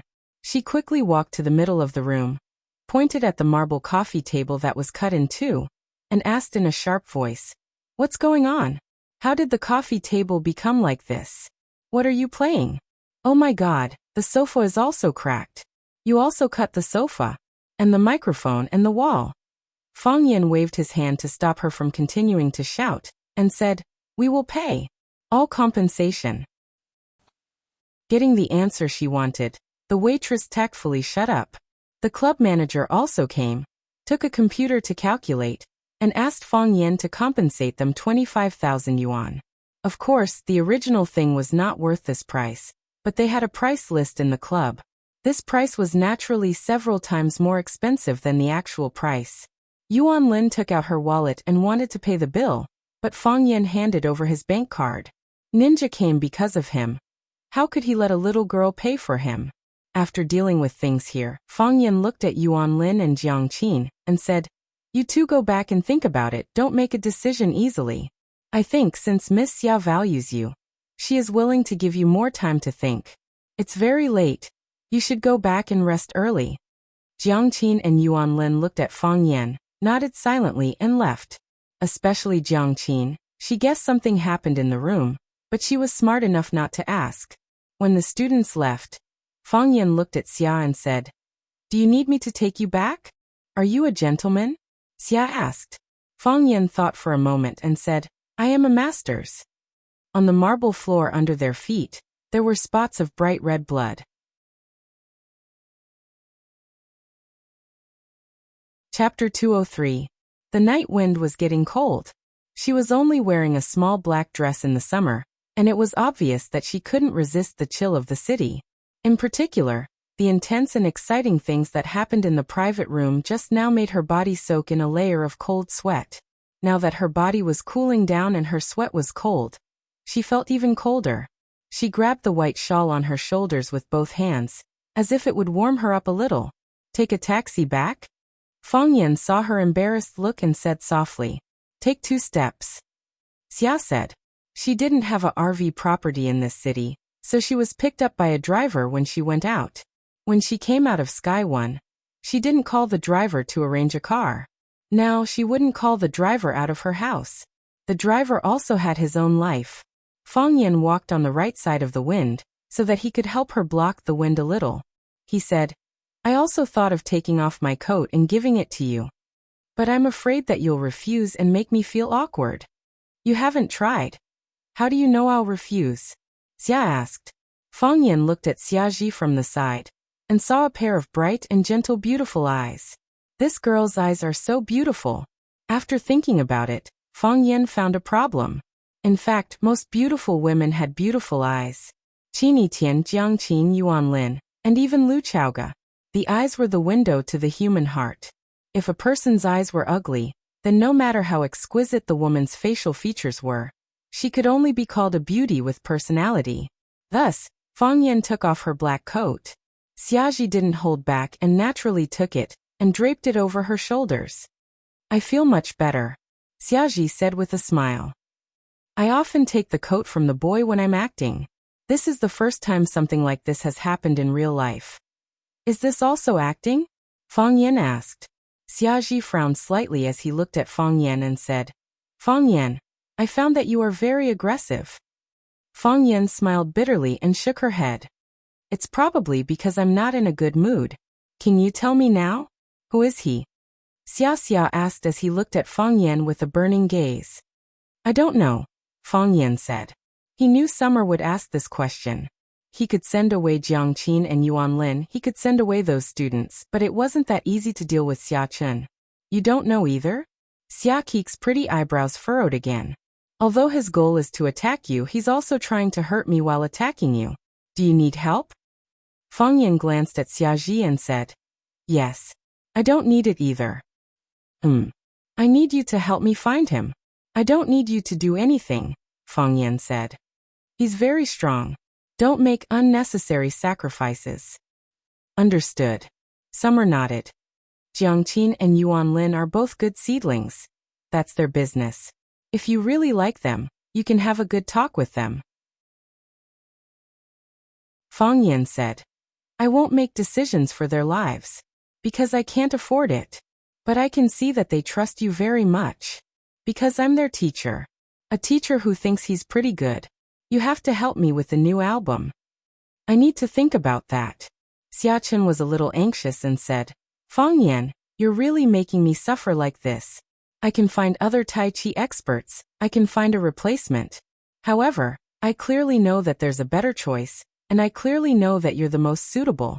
After seeing you play Tai Chi, how can I choose someone else? Fang Yan thought for a moment and said, It's quite difficult. If you don't show up, I'll feel that my work isn't the most perfect. It's the same feeling before the preparation. And it's the same feeling after the work comes out. Even if I think about it many years later, it might still feel like this. I'm a Virgo, and the thing I'm most afraid of is imperfection and regret in life. Promise me you can make any conditions, okay? Okay, Fang Yan said. What conditions? Conditions are conditions. I can make any conditions. Fang Yan said. Before the ninja entered the house, Xia Chen's words really touched Fang Yan a lot. He talked about calligraphy, tea ceremony, guoxue, tradition and education. In fact, it was also to instill the profound culture of Wuxia to the students, so that these students could pass it on from generation to generation and carry it forward. Xia Chen was a star. She sang and acted, but she was also doing the same thing as Fang Yan. Moreover, her influence was far greater than that of Fang Yan. You agreed? Xia Chen asked in surprise. Sort of. Fang Yan said. It's just a scene. I don't think too many people will pay attention to it. This way, I'll solve my problem of becoming famous. Fang Yan, thank you. Thank you very, very much, Xia Chen said with a smile. She waved her hand, and a taxi stopped beside her. Xiaji opened the door and got in. When Fang Yan wanted to follow, the door of the taxi closed with a bang. Don't you need me to send you back? Fang Yan asked with a smile. I'm not that delicate, Xiaji said with a smile. Go back and rest. There's no need to make another trip. Xiachen waved at Feng Yan, and the taxi drove away. Feng Yan smiled and walked in the opposite direction. Under the moonlight, in the cold wind, a boy with a cold expression was practicing his swordsmanship. In the courtyard, there was an ancient locust tree. The boy stabbed his sword at the tree with the thick trunk. Pa, pa, pa. One sword after another. Qinya Haowu had already stabbed out 1,226 times. The same posture, the same angle, and even the same strength. Every night he would stab 3,000 times. This was the request of his father, the Qinya Ministry of War. The world found it strange. The Qinya family was famous for their saber, and Qinya Zhozhua had used the Beichen One blade to bring the Japanese saber technique to a height that the world paid attention to. However, his descendant, the Qinya Ministry of War, was good at using the sword. Everyone felt that there was something wrong with this person's head. If he didn't inherit such a good saber technique, why did he enter a field that he wasn't good at? While everyone was in doubt, the Qinya Ministry of War traveled to the 17 islands of the East Ocean with his sword, challenging the Yidong Sword House, the Kaga Shadowless Sword, and the Itamoto Berserker sect. 3 battles, 3 victories, and 1 fell swoop to take the crown of the #1 swordsman in Japan. One had to know that the Yidong Sword House's master, Yidong Jun, was previously recognized as the #1 swordsman in Japan. The Qinya Ministry of War had defeated him, so he naturally inherited this title. From then on, all doubts disappeared. However, there were still many people who felt strange. What? He used a sword? The saber depends on the strength. The sword is heavy and exquisite. The Qinya Ministry of War stood behind his son and watched. He carefully watched every thrust of Qinya Haomu's sword. Qinya Haomu thrust 1,226 times, and he also watched 1,226 times. Not a single strike was missed, as if each strike was an exquisite sword technique. Dressed in a white robe, his long hair was loose, and he stood ramrod straight. The gentle moonlight shone on his face, making his pale complexion look even whiter. There was a kind of divine light in his narrow eyes that made it hard for people to look up at him. Exquisite is born, but it also depends on hard training. 3,000 strikes a day, the same angle, the same speed, and the same strength. After 81 days, this move will become a part of your body. You don't have to think, and you don't have time to think. You just use this sword when you strike. Then I only know this one sword? Isn't one sword enough? The Qinya Ministry of War said with a smile. What kind of neck needs 2 slashes to break? Wuxia has Taoism, and Taoists pay attention to the life of all things. However, the true great way of nature is that all things return to one. Wulong can see 18 changes in every strike you make, and Qingyin can see 49 changes. I can see 3,910. Qinya Haomu's hand trembled, and the sword in his hand almost fell out. The godlike experts in his heart, Inoue Wulong and Qingyin, were actually so far behind his father? In the past, I could see at least 9,000 changes. The Qinya Ministry of War's eyes were filled with infinite regret as he said, every additional strike is an illusion of a sword. Of these 3,910 strikes, 3,909 are illusions. When all these illusions disappear, the supreme sword path can be achieved. Qinya Haomu quickly gathered his thoughts, raised his sword again, and thrust forward. He said, Father, do you mean that the more Wulong and Qingyin can see, the better, and the less you need to see, the better? No, the less they need to see, the better. It's best if they can only see one strike, the original one. Then Father. Qinya Haomu felt a little dizzy. It would have been fine if his father hadn't taught him, but why did he become more and more confused about what the essence of sword path was? All things in life. All things have not been born, so how can all things return to one? I understand. Qinya Haomu said seriously. A sword is a sword. It's the sword that you thrust out. It's the sword that kills. It's the sword of law. It's 1,000 changes, 1,000 miracles, but the essence won't change. The Qinya Ministry of War's voice was fascinated, and he said, This is why I came to Wuxia. Father, why did you come to Wuxia? Qinya Haomu asked curiously. Wasn't his father here to avenge him? He wanted to beat up that little teacher named Fang Yan, and it would be best if he could cut his neck with a sword. If it wasn't for this reason, why would he immediately make the decision to move his family to China after he returned from a crushing defeat? To practice the sword.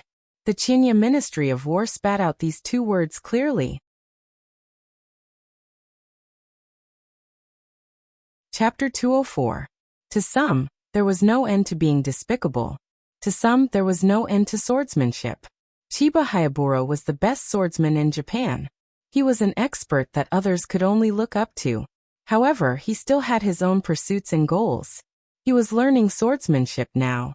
One day, he would be able to attain supreme swordsmanship. This was his life, the meaning of living. Chiba Hamu stopped his sword and turned to look at Chiba Hayaburo. His eyes were filled with admiration and doubt.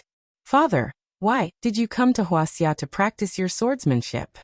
A girl's voice came from behind. Chiba Kaori had just taken a shower.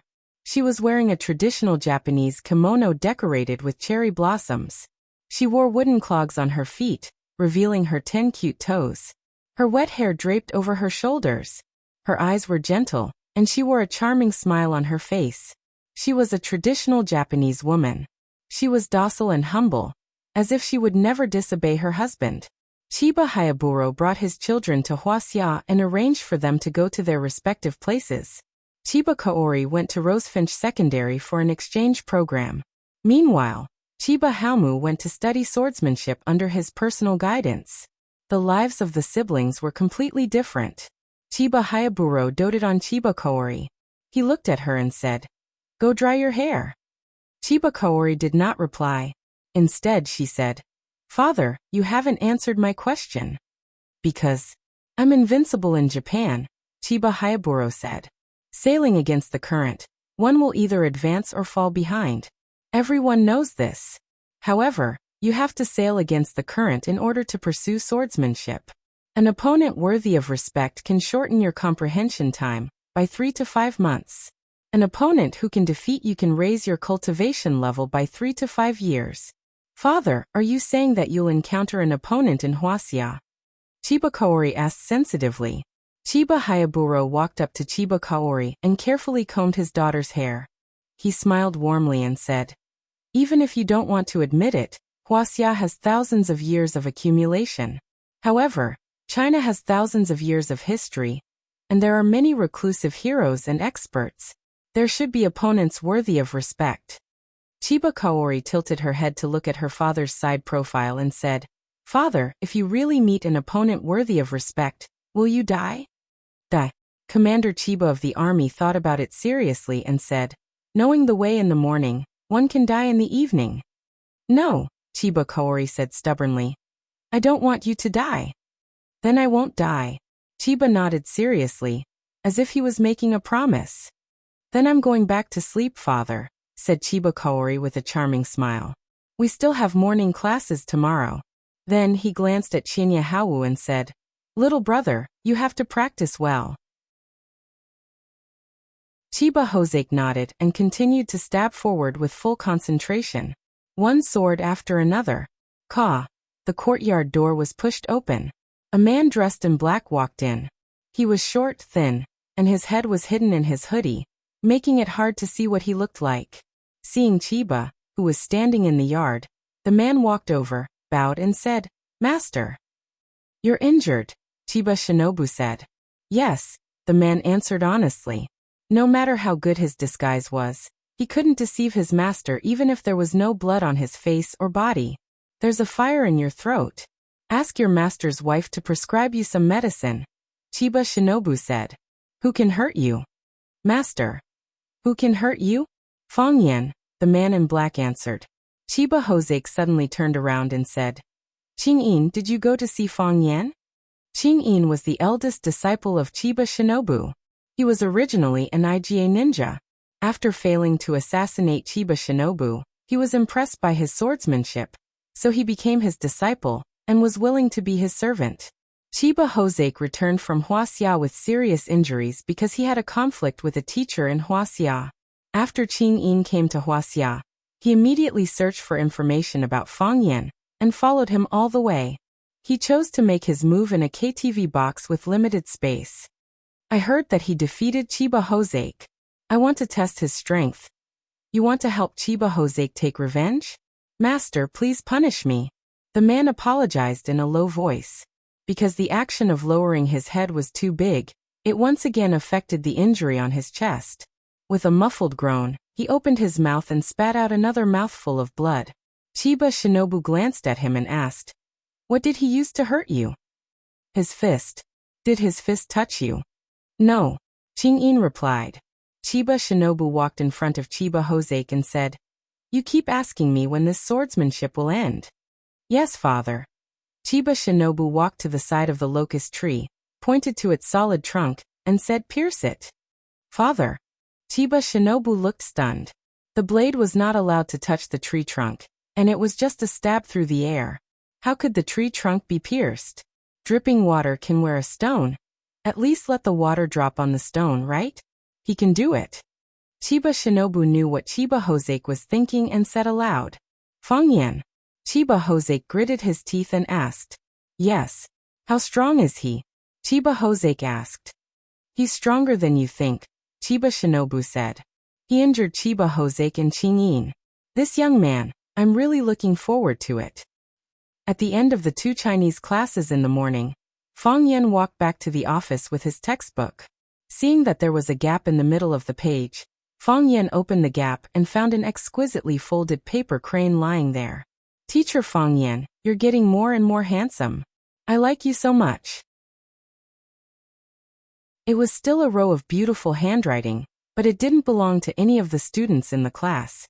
Because Fengyan was good at calligraphy, he was able to memorize the handwriting of every student. As long as he saw the handwriting, he would know who wrote it. It was very accurate, and he never missed it. "Who is it?" Fengyan was full of doubts. Fengyan didn't mind being liked by others. Being liked was something to be happy and proud of, but he was worried that it would affect this girl's academic performance. His cell phone on the table suddenly rang. Fengyan pressed the answer button. It turned out to be a call from Principal Zhang Xiaofeng himself. "What's the matter, Principal Zhang?" Fengyan asked. "Teacher Fengyan, are you in the office or outside?" Zhang Xiaofeng asked. "I just finished my class, Principal." "I'm in the office now," Fengyan said. "Come to my office. I have something to discuss with you." "Okay, I'll be there." In the principal's office, Zhang Xiaofeng warmly invited Fengyan to sit down and personally ran to make a cup of good tea for Fengyan. Fengyan smiled and held the teacup, saying, "What are you doing, Principal Zhang? This kind of thing should be done by us subordinates. How can you let the old leader do it for us?" Zhang Xiaofeng waved and said, "There are 2 problems in your words, Fengyan. Do you know what the 2 problems are?" "I really don't know about this," Fengyan said with a smile. "Principal, give me some advice." "First, I'm not an old leader. The only one who can be called an old leader of Rosefinch is your grandfather, Mr. Liu, who in the education field doesn't regard Mr. Liu as their life idol. Principal Zhang is too modest. You are also our old leader," Fengyan said. Although he knew that Zhang Xiaofeng was trying to build a relationship with him, he was still very excited to hear someone praise his grandfather and regard his grandfather as his life idol. This was the principle of flattery being the best. Second, who made the rule that subordinates must make tea for their superiors? Can't the principal make a cup of tea for the teacher? Anyone could sit in the headmaster's position, but not everyone could do the job of a teacher well. Otherwise, how can there be a difference between a famous teacher and a mediocre teacher? Therefore, you teachers are the treasures of our school, the core strength of our Rosefinch. We old guys can't do anything else, but it's not a problem to do logistics for you, right? Principal is too modest, Fengyan said with a smile. He thought that if it wasn't because Lu Chaoga bought Rosefinch, if it wasn't because he had a close relationship with Lu Chaoga, perhaps the treasures and core strength would still have to pour tea for the old leader. This was the hidden social class. Many people were unwilling to admit it, but it really existed. It lasted for thousands of years, and it would continue. Is Mr. Feng's work going well? Zhang Xiaofeng asked in a friendly voice. It's going well, Fengyan said with a smile. I like my job as a teacher very much. And you're a talent. I've been thinking about giving you more responsibilities. You're young, how can you not exercise more? However, Director Liu is very protective of you. She said that you just have to focus on the work at hand. Since she said that, how can I have any objections? This is also the principal's love for me, Fang Yan said, feeling even more puzzled. What does this old fox want from me? It's like this. Recently, there have been more and more students' parents looking for me, and my phone is getting busier and busier.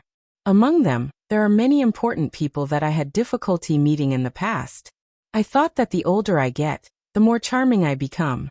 Zhang Xiaofeng finally got to the point and said self-deprecatingly, Actually, they're looking for you. Looking for me? Fang Yan asked curiously. What a pitiful world of parents. Whether they're high-ranking officials or rich people, no matter what their parents' identities or how much wealth they have, in their hearts, their children's education is still the most important. They're looking for me for a common purpose, and that is to transfer their children to your class 9. Fang Yan didn't say anything, not because he was speechless, but because he was secretly happy. He felt that he had become a celebrity in Huaqing's education circle. In another 2 years, he should be about the same age as his grandfather, right? It's obviously impossible to transfer all of them to class 9, Zhang Xiaofeng said. Those with money and power can be transferred, but those without money and power can't be transferred? We can't do that. Yes. Fang Yan nodded firmly. We can't do that. We have to be fair and just. If we plant the seeds of unfairness in the hearts of the students on this matter, when the students enter society in the future, this seed may also take root and germinate and bear the consequences. That's what I'm thinking. Zhang Xiaofeng said with a smile. So I'm here to ask for your help. What can I do? Fang Yan asked. Have a big class, Zhang Xiaofeng said. Give all the first-year students a language class.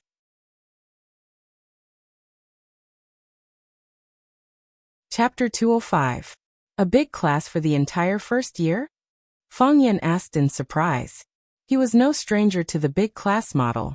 Moreover, this kind of teaching method was very common in universities. Find a large lecture hall, and gather the students of several classes of the same grade together for a unified teaching. Save the professors time and manpower costs.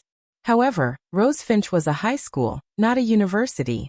Fang Yan was very clear about what a big class in a university was like. Free, unorganized, and the sign-in rate was extremely high, but the actual number of people was very small. Very few students were studying seriously. University paid more attention to cultivating students' self-discipline and divergent thinking. For example, whether to wake up at 10 o'clock or 11 o'clock in the morning, or whether to eat braised eggplant or casserole rice noodles for lunch, or whether to paste a note on the face of the 2 idiots from the next dormitory after winning landlord, or to make them shout, XX I love you, at the opposite dormitory building. Most of the XX were not good-looking internet celebrities. If the big class model was started in high school in advance, and the students were suddenly released from a high-pressure state, would they still be able to focus on studying seriously? Yes. Zhang Xiaofeng nodded seriously. First, your Fang's teaching method has already shown initial results in class 9, and even class 1 has been surpassed by you.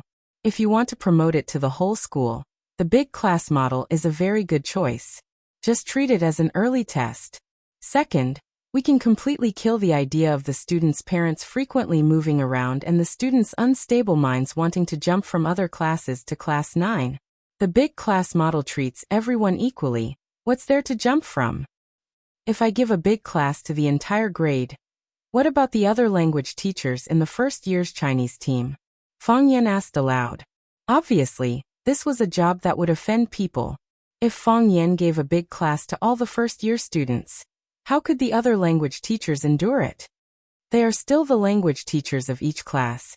You have 4 big classes a week, and the rest of the time, the language teachers of each class will lead the students to study.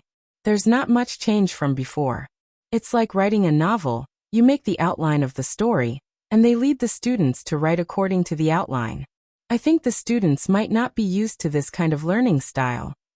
Mr. Fong, when you brought Class 9 students to the Bird River to learn poetry, all of us, with the exception of Chairman Lu Chaoga, felt that the students weren't used to that kind of learning method. Your actions were nonsense. However, it turns out that our horizons are still too shallow. You've succeeded. You've proven your worth. Zhang Xiaofeng, the old fox, was very persistent. Principal, our school doesn't have a classroom that can accommodate 400 to 500 people. Fang Yan said. There were 11 classes in the first grade, and if each class had 40 students, there would be at least 400 to 500 students.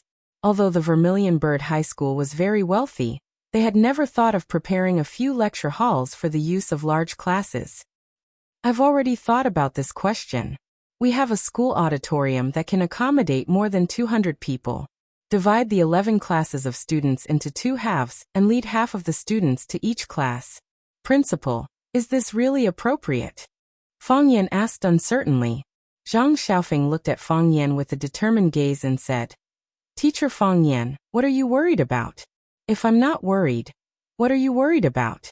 Whether it's appropriate or not, won't you know after you try? I believe you can succeed. Moreover, if you succeed, you'll become the #1 person in the entire flower world.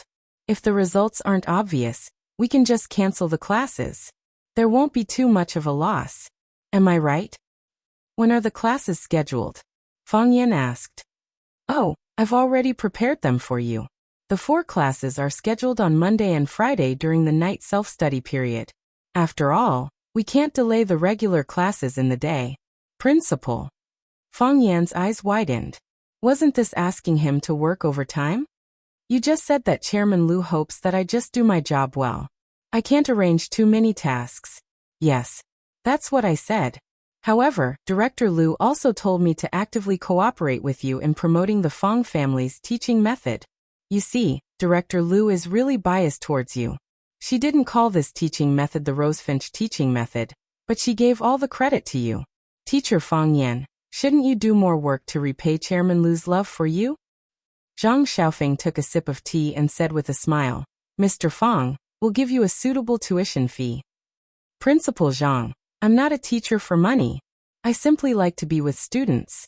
The warm afternoon sun and the wind blew through the rows of thick white poplars. The branches and leaves swayed, and 1 or 2 leaves left their mother's body and danced in the air. They might be afraid, but they obtained freedom, the sky, and the ocean. The campus was filled with laughter. Students gathered in groups of 3 or 4 to chat. Some people were playing football on the field, and some people were singing in the woods.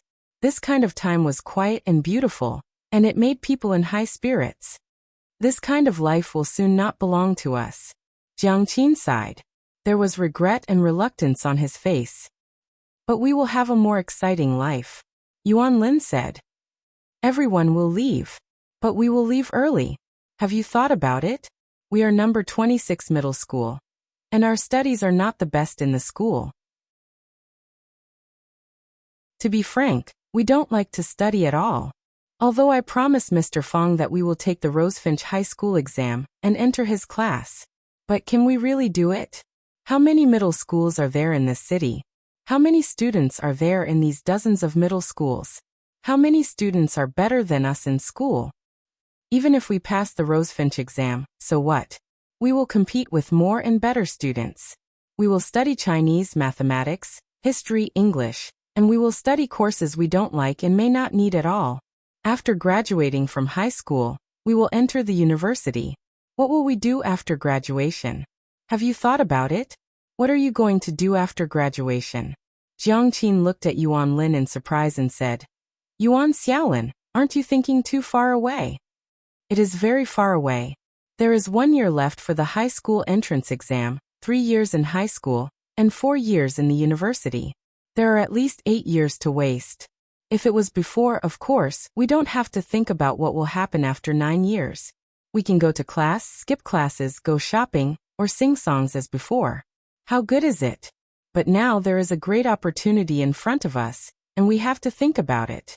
I like singing and so do you. We will learn vocal music, to learn the zither, flute, yangqin. Do you remember? Last time when we walked to the entrance of the Fuhao building, You saw a Yangqin teacher recruiting students. You said you want to learn, but the fees are too high. If Xia Tian is willing to help, we will become the best talents in this field. Isn't that good? Why can't we seize this opportunity? Jiang Qin looked at Yuan Lin and said, I have always felt strange. Your family is so good.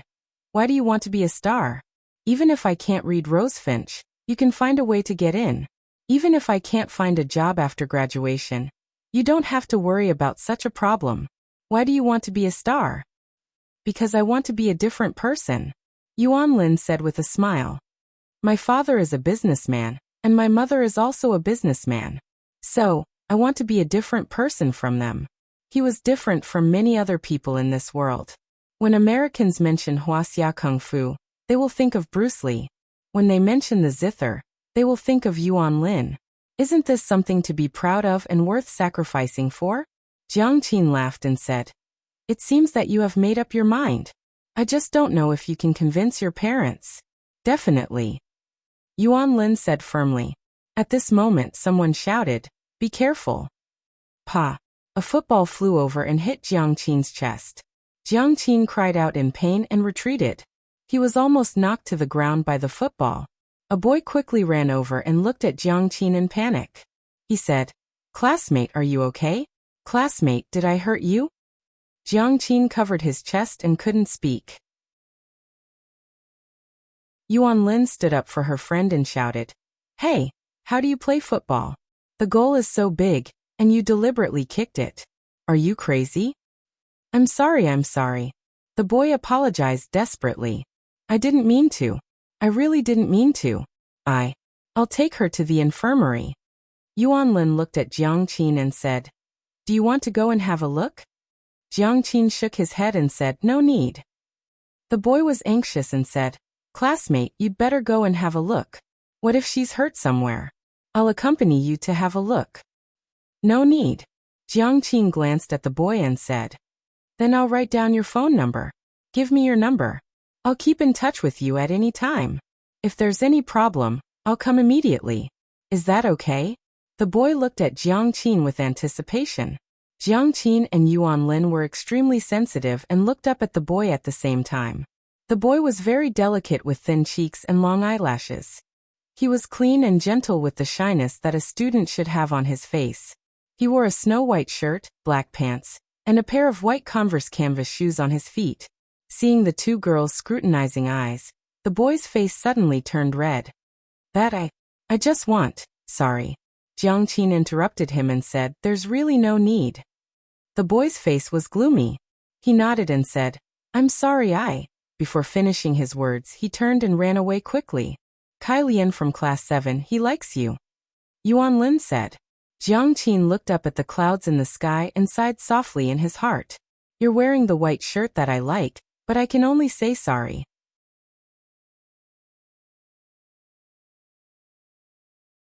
Chapter 206. Ever since Zheng Guodong left Rosefinch, Fang Yan's life had been much better. Lu Chaoga's acquisition of Rosefinch Secondary was no secret among the school's higher-ups and teachers. The scandal between Fang Yan and Lu Chaoga was even more widely spread by busybodies. I saw it with my own eyes. The two of them kissed in the field. Come. I'll give you an idiom. A young teacher flirting with a female leader. What's the mystery?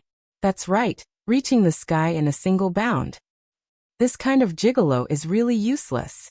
I won't sell my body and personality. Teacher Zhao, do you have a body and personality to sell?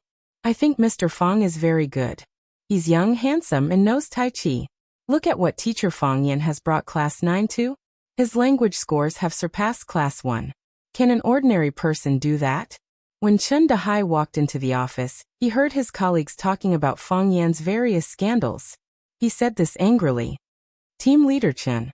Teacher Zhao Mingliang of the first-year mathematics team looked at Chen Dehai with confusion. Didn't their team leader Chen hate Fang Yan? Even if he couldn't do anything to Fang Yan on the surface, it shouldn't be a problem to say a few bad things behind his back, right?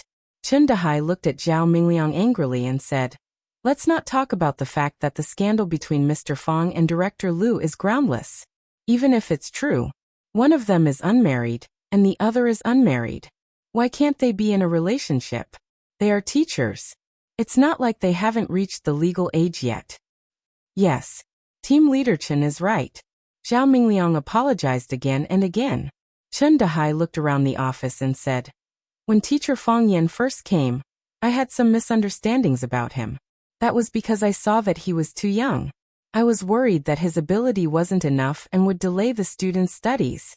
Now Mr. Fang has proven his ability with his results. What else do we have to worry about? Therefore, I am very respectful towards teachers with genuine talent. I hope everyone can respect teacher Fang Yan." Yes, Leader Chen. I also think that teacher Fang Yan is not bad. That's a talent. Who would have thought that Class 9 would be able to surpass Class 1? I can't believe it. Chen Dahai was satisfied when he saw that everyone had changed their attitude. He said, "Go back to your own business. I still have things to do." Chen Dahai walked to Li Mingqiang's office door, knocked on the door and asked, "Is Director Li here?" Li Mingqiang opened the office door and smilingly said, "Old Chen, you still want to play this trick with me?" If there was anything, he could just push open the door and come in. Was there even a need to knock? Come sit down and have some tea. Friendship is friendship. I can't let others think that I, Chen Dahai, have no respect, right? Chen Dahai said with a smile. I know Director Li has good tea here, so I came over for a cup of tea. After making a cup of tea for Chen Dahai, Li Mingqiang said with a smile, "Old Chen, if there's anything, just say it. How many years have we known each other?" Chen Dahai sighed and said, "Old Li, to tell you the truth, recently, I've been feeling uneasy in my heart." What made you feel uneasy? Li Mingqiang asked. You also know that when Director Zhang was here, we were close to him. We followed his lead in many things. It was precisely because of this that I and teacher Fang Yan didn't get along very well. The two of us quarreled a lot. Now that Director Zhang is gone, Lu Chaoga bought the school. I also heard that Fang Yan and Director Lu have a close relationship. My heart began to feel uneasy. You say I treated him like that, and tried to drive him away several times. How could Fang Yan not bear a grudge against me? I don't think Mr. Fang is the kind of person who holds a grudge. Li Mingqiang said with a smile. Don't judge Mr. Fang by his age, but his heart is not small. He's a young man that I've rarely seen in my life. He's a hero among men. Chen Dahai smiled bitterly in his heart. When he had a conflict with Fang Yan, you said that this kid was too young and impetuous to become a great person. Now he's a hero among men with a big heart? Director Li, I want to ask you for a favor.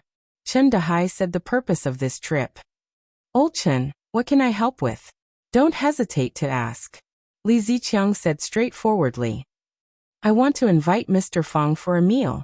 Can Director Li help mediate in the middle? Chen Dahai said with a smile. If I invite him, he definitely won't give me face. But if Director Li invites him, the effect will be different. Li Mingqiang thought about it and said, Okay, I'll call Mr. Fang. I can't guarantee whether it will work or not. Thank you, Director Li. Chen Dahai said gratefully. It's good to be an old friend. He can help you at the critical moment. Why do you say this? Li Mingqiang pointed to the door and said, Deputy Director Zhu Jian seems to be in the office. Do you have nothing to do and talk to him? Chen Dahai understood and said, Okay, then I'll go talk to Director Zhu. I won't bother Director Li. Li Mingqiang waved and said, I'll call you when I get the confirmation. After sending Chen Dahai away, Li Mingqiang secretly thought that there must be many teachers like Chen Dahai. Although Fang Yan was just a language teacher, in the entire Rosefinch Secondary, when it came to power and influence, he was probably ranked first or second. Who asked him to be the spokesperson of Director Lu? Fortunately, I turned the rudder fast. Li Mingqiang thought with great satisfaction. Li Mingqiang called to invite him for a meal. Fang Yan hesitated a little, and then agreed. Li Mingqiang was the first batch of the school's top management to lean towards Lu Chaoga. Now that Lu Chaoga had left, Fang Yan became Lu Chaoga's spokesperson in the school. There were many things that needed Li Mingqiang and the others to do. Besides, Li Mingqiang had been trying hard to get close to him. If he didn't respond at all, it would make Li Mingqiang's heart turn cold. and others who wanted to get close to him would stop. During the call, Li Mingqiang vaguely mentioned that he would bring Chen Dahai to the dinner. Fang Yan immediately understood the meaning of this treat. This was not Li Mingqiang's treat, but Chen Dahai wanted to apologize to him. There was no class in the afternoon, so Fang Yan, Fang Yingying, and Fang Haohan told them to go to the school cafeteria to eat by themselves. After that, he changed his clothes and walked towards the school gate. Baldy was on duty. When he saw Fang Yan greeting him warmly, he shouted, "Mr. Fang, are you going out?" "Out." Fang Yan waved his hand. "I haven't seen any girls coming to school to see you in the past 2 days," Baldy said fawningly. "If there were, I would let them in." As soon as he stepped out of the school gate, he saw Zhang Chen walking towards the school. When Zhang Chen saw Fang Yan, he quickly greeted him and asked with a smile, "Master, are you going out?" "There's a dinner party," Fang Yan said. "Zhang Chen, how many times have I said that we are of the same generation? Where are you going?" "I just finished class and I want to cook for Master." Zhang Chen smiled honestly and said, "If Master is not at home, then I will go to make a bowl of noodles with gravy for heroes and warriors. They like to eat this." Fang Yan waved his hand and said, "Then go." Fang Yan stood on the side of the road and was about to stop a taxi to leave. A black Mercedes-Benz rushed towards where he was standing. Fang Yan quickly jumped away, and the Mercedes-Benz rushed towards Zhang Chen behind him. Zhang Chen also quickly dodged to the side, and the Mercedes-Benz suddenly braked and stopped. Clang, the door opened, and a young man with a crew cut pushed the door open and got out of the car. There was a cigarette in his hand. After taking a puff, he looked at Zhang Chen with a smile and scolded, "Zhang Chen, you are not dead yet?" "Changping, what are you doing?" Zhang Chen stared at the crew cut with a malicious face and asked, "What am I doing?" The crew cut stared at Zhang Chen viciously and scolded, "I came to ask you what you want. Why did you contact my wife for no reason? What? Do you want to rekindle your old love? Or do you think that since you have nothing to do, you might as well come out and have sex?"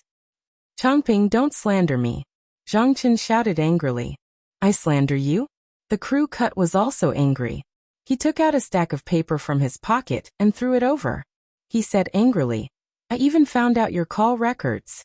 Do you dare to say that the number ending with 7878 is not yours, you bastard?" "We are not what you think." Zhang Chen's momentum was reduced. "Not what I think." The crew cut sneered. He turned around and ran to the side of the car, opened the back door, and dragged out a woman from inside. He said, "So what if it is not what I think? This bitch has admitted that she is in contact with you. Do you still want to deny it? Zhang Chen, you dare to make me a cuckold. Do you believe that I will kill you?" The woman was tall and sweet, but her eyes were purple and red, and there were many bruises on her face. Obviously, after her and Zhang Chen's call records were found, the husband and wife should have had some fierce physical conflict. "Changping, I told you that this matter has nothing to do with Zhang Chen. We were just chatting, nothing happened." The woman explained with red eyes. Slap. Changping slapped the woman's face and scolded angrily, "You stinking bitch. Even now you are still speaking for him. Do you dare to say that there is no adultery between you two? Do you believe that I will beat you to death here?" Zhang Chen rushed toward Changping and shouted, "Changping, if you have anything to say, come at me. What's the big deal about bullying a woman?" Changping looked Zhang Chen up and down and said with a smile, "Come at you? Oh, I almost forgot. You are Hua City's MMA champion, my master back then. How can I attack my master?" Fang Yan looked at Changping and said, "We are not relatives or friends. This is purely the first time we have met. You came to attack me." Changping glanced at Fang Yan and scolded, "Where did you come from, idiot? Do you have the right to speak here? You want to stand up for your master? You don't have such a deep cultivation. Get lost. Go back to where you came from." Fang Yan's body moved, and he appeared in front of Changping. He grabbed him by the neck and slammed him against the hood of the Mercedes-Benz. Clang, there was a muffled sound, and a huge hole was smashed into the hood of the Mercedes-Benz.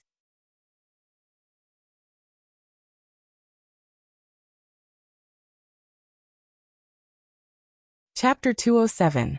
Caught off guard. Changping was grabbed by Fang Yan, and his head was slammed against the Mercedes-Benz, making him dizzy.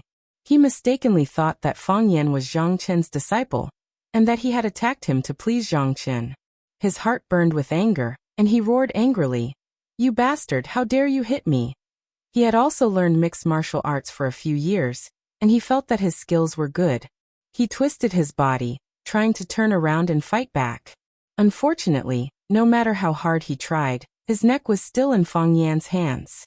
Fang Yan's grip was not tight, but it was like a magnet, firmly sucking his neck, making it impossible for him to break free. Fang Yan did not let go of his neck, and after hearing his curses, he pressed his head down again and slammed it against the hood of the Mercedes-Benz. Clang. "I've already remembered you. I'll remember your face. Do you know who I am? I'll kill you. I'll kill your whole family." Clang. "You bastard, let me go if you dare. I'll fight you one-on-one. I want to fight you one-on-one." Clang, clang, clang. After 6 or 7 consecutive hits, Fang Yan finally let go. Changping's body collapsed softly on the car, his forehead dripping with blood, looking like a bloody mess. The hard hood of the Mercedes-Benz was dented, showing how fierce and heavy the impact just now was. Seeing this scene, everyone was shocked speechless. This handsome and gentle man, how could he be so crazy and violent? Fang Yan stared coldly at Changping and said, "I don't know who you are, and I don't care who you are. What I want to tell you is that this is the school gate, and it's school time. You're a hooligan, driving a broken Mercedes-Benz and driving around. If you hit any student, 100 people like you who can't even take care of themselves will not be enough to pay for it." Fang Yan was really angry. He didn't care what grudge this crew cut had with Zhang Chen. Nor did he care if Zhang Chen had made Changping a cuckold. If you want to reason with him, then do it properly. If you really want to, then arrange a place to beat up Zhang Chen. But why did you hit me with your car? I didn't offend anyone. I was just waiting for a taxi by the roadside. Why did you hit me with your car? Although it had been a while since school ended, and it was not the peak time for students to leave school, there were still students coming out of the school in 2s and 3s and standing by the roadside waiting for the bus. Not far from Zhang Chen, there were 2 female students standing there holding hands and laughing. They were also pointing at Fang Yan. They might be teacher Fang Yan's female fans. What if Changping didn't brake in time or lost control of the car and hit the students?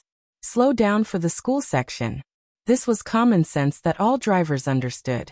Even if he didn't understand, there were obvious signs hanging on the roadside. But just how fast had Changping been rushing over just now? Because of your mistakes, other families have to suffer because of it. Why?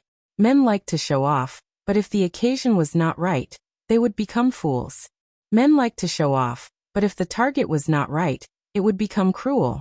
Changping was undoubtedly a fool who failed to show off, so he had to accept a cruel blow. You ask me if I know who you are? Why should I know where you came from, you little tramp?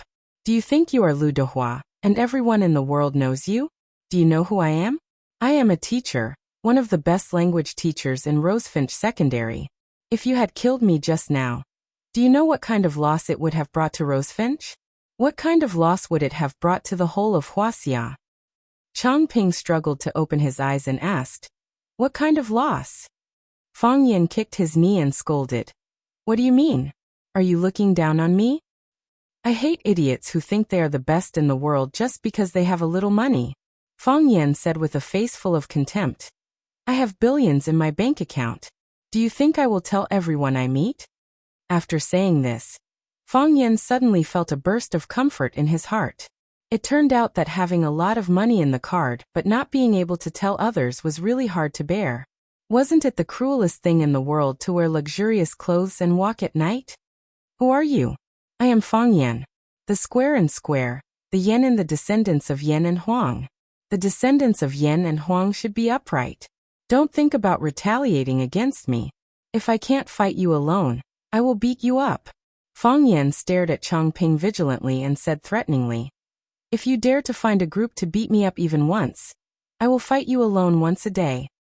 Fang Yan glanced at Zhang Chen and said, "I'm sorry to have delayed your time. I'm done with my business. It's your turn." After that, He turned around and walked toward the bus stop not far away. It was the time for taxis to change shifts, so it was not easy to stop a taxi. Pfft. Chongping spat out a mouthful of saliva as he watched Fang Yan leave. You still have the face to say that you have billions in your bank account. Master. Zhang Chen chased after him and wanted to explain. Fang Yan waved his hand and said, "Take care of your own business." Several girls chased after him and shouted sweetly, Mr. Fang, can you give me an autograph? I am just an ordinary language teacher. Don't treat me like a star. Where do you want to sign?" When Fang Yan pushed the door open and walked into the box, Li Mingqiang, Zhu Jian, and Chen Dehai had been waiting for a long time. Among the people present, Fang Yan's rank was the lowest. However, Lu Chaoga bluntly said that Fang Yan was her spokesperson in the school when she left. Even Principal Zhang Xiaofeng had to give him face. Therefore, Fang Yan became the most powerful person in the school. There was also a person who should not have appeared here, which made Fang Yan's heart have an irrepressible anger. When Chen Tao saw Fang Yan come in, he hurriedly greeted him and respectfully shouted, "Mr. Fang, you are here." Fang Yan patted Chen Tao's shoulder and took him into the room. After Li Mingqiang and Fang Yan shook hands, he said with a smile, "Mr. Fang is here. Can we start the banquet?" "Start the banquet. Start the banquet," Chen Dehai said with a smile. "The important guests are all here. Naturally, we should start the banquet. Aren't we here to eat?" Chen Dehai's level of speech was very high. The sentence, "the important guests are all here," highlighted the prominent position of Fang Yan. He said that he was an important guest, but he would not ignore the feelings of Li Mingqiang and Zhu Jian. He was quite a smooth person. Li Mingqiang, Zhu Jian, and Chen Dehai pushed Fang Yan to sit at the head of the table. Fang Yan did not respond. He said that Li Mingqiang was the leader, and according to age, he was the big brother of everyone present, so he pushed him up. The wine was good, and the dishes were also good. Chen Dehai shouted at his son and shouted, "Chen Tao, you don't need to sit at the table. Stand behind Mr. Fang and pour wine for Mr. Fang. You are Mr. Fang's student. This matter has to be done by you." Chen Tao quickly stood up and ran behind Fang Yan. Fang Yan waved his hand and said, "Sit down and eat. There are too many etiquettes, and eating is tiring." "Mr. Fang, this is the old rule. What is the saying again? A teacher for a day is a father for life. A teacher is a father. Chen Tao is your student, and also your son. Isn't it natural for a son to pour a glass of wine for his father?" Chen Dehai insisted. Fang Yan did not insist. Li Mingqiang took the lead to raise his glass and said, "Come, it's rare for us to get together. Let's have a drink today." Fang Yan raised his glass and clinked glasses with them, and then lowered his head to eat. Li Mingqiang winked at Chen Dehai. Chen Dehai nodded and quickly walked to Fang Yan with his glass, and said with a smile, "Mr. Fang, when you first came to Rosefinch, I didn't know you very well, so there were a lot of misunderstandings and conflicts between us. Of course, this is mainly my fault. Blame me, blame me. This glass of wine is for you. I hope you can be magnanimous and forget all the things in the past. Is that okay?"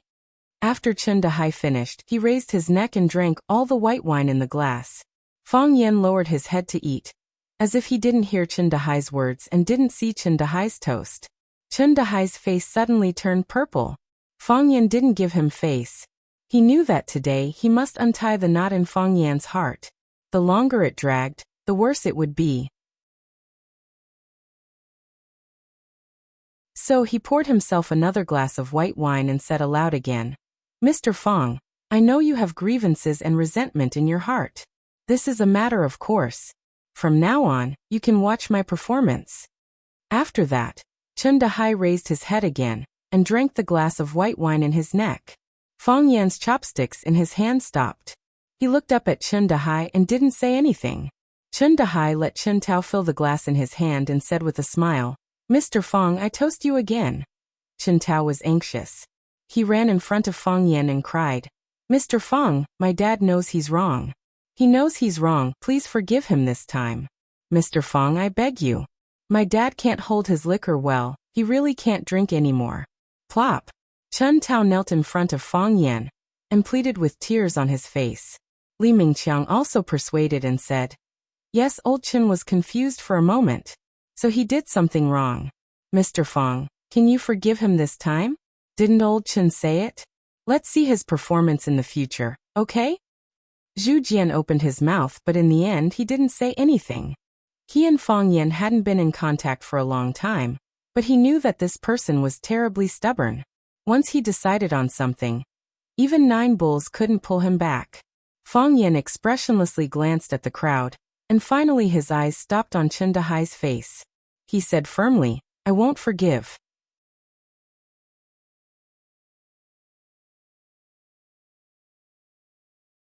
Chapter 208. Everyone looked at Fong Yan in astonishment.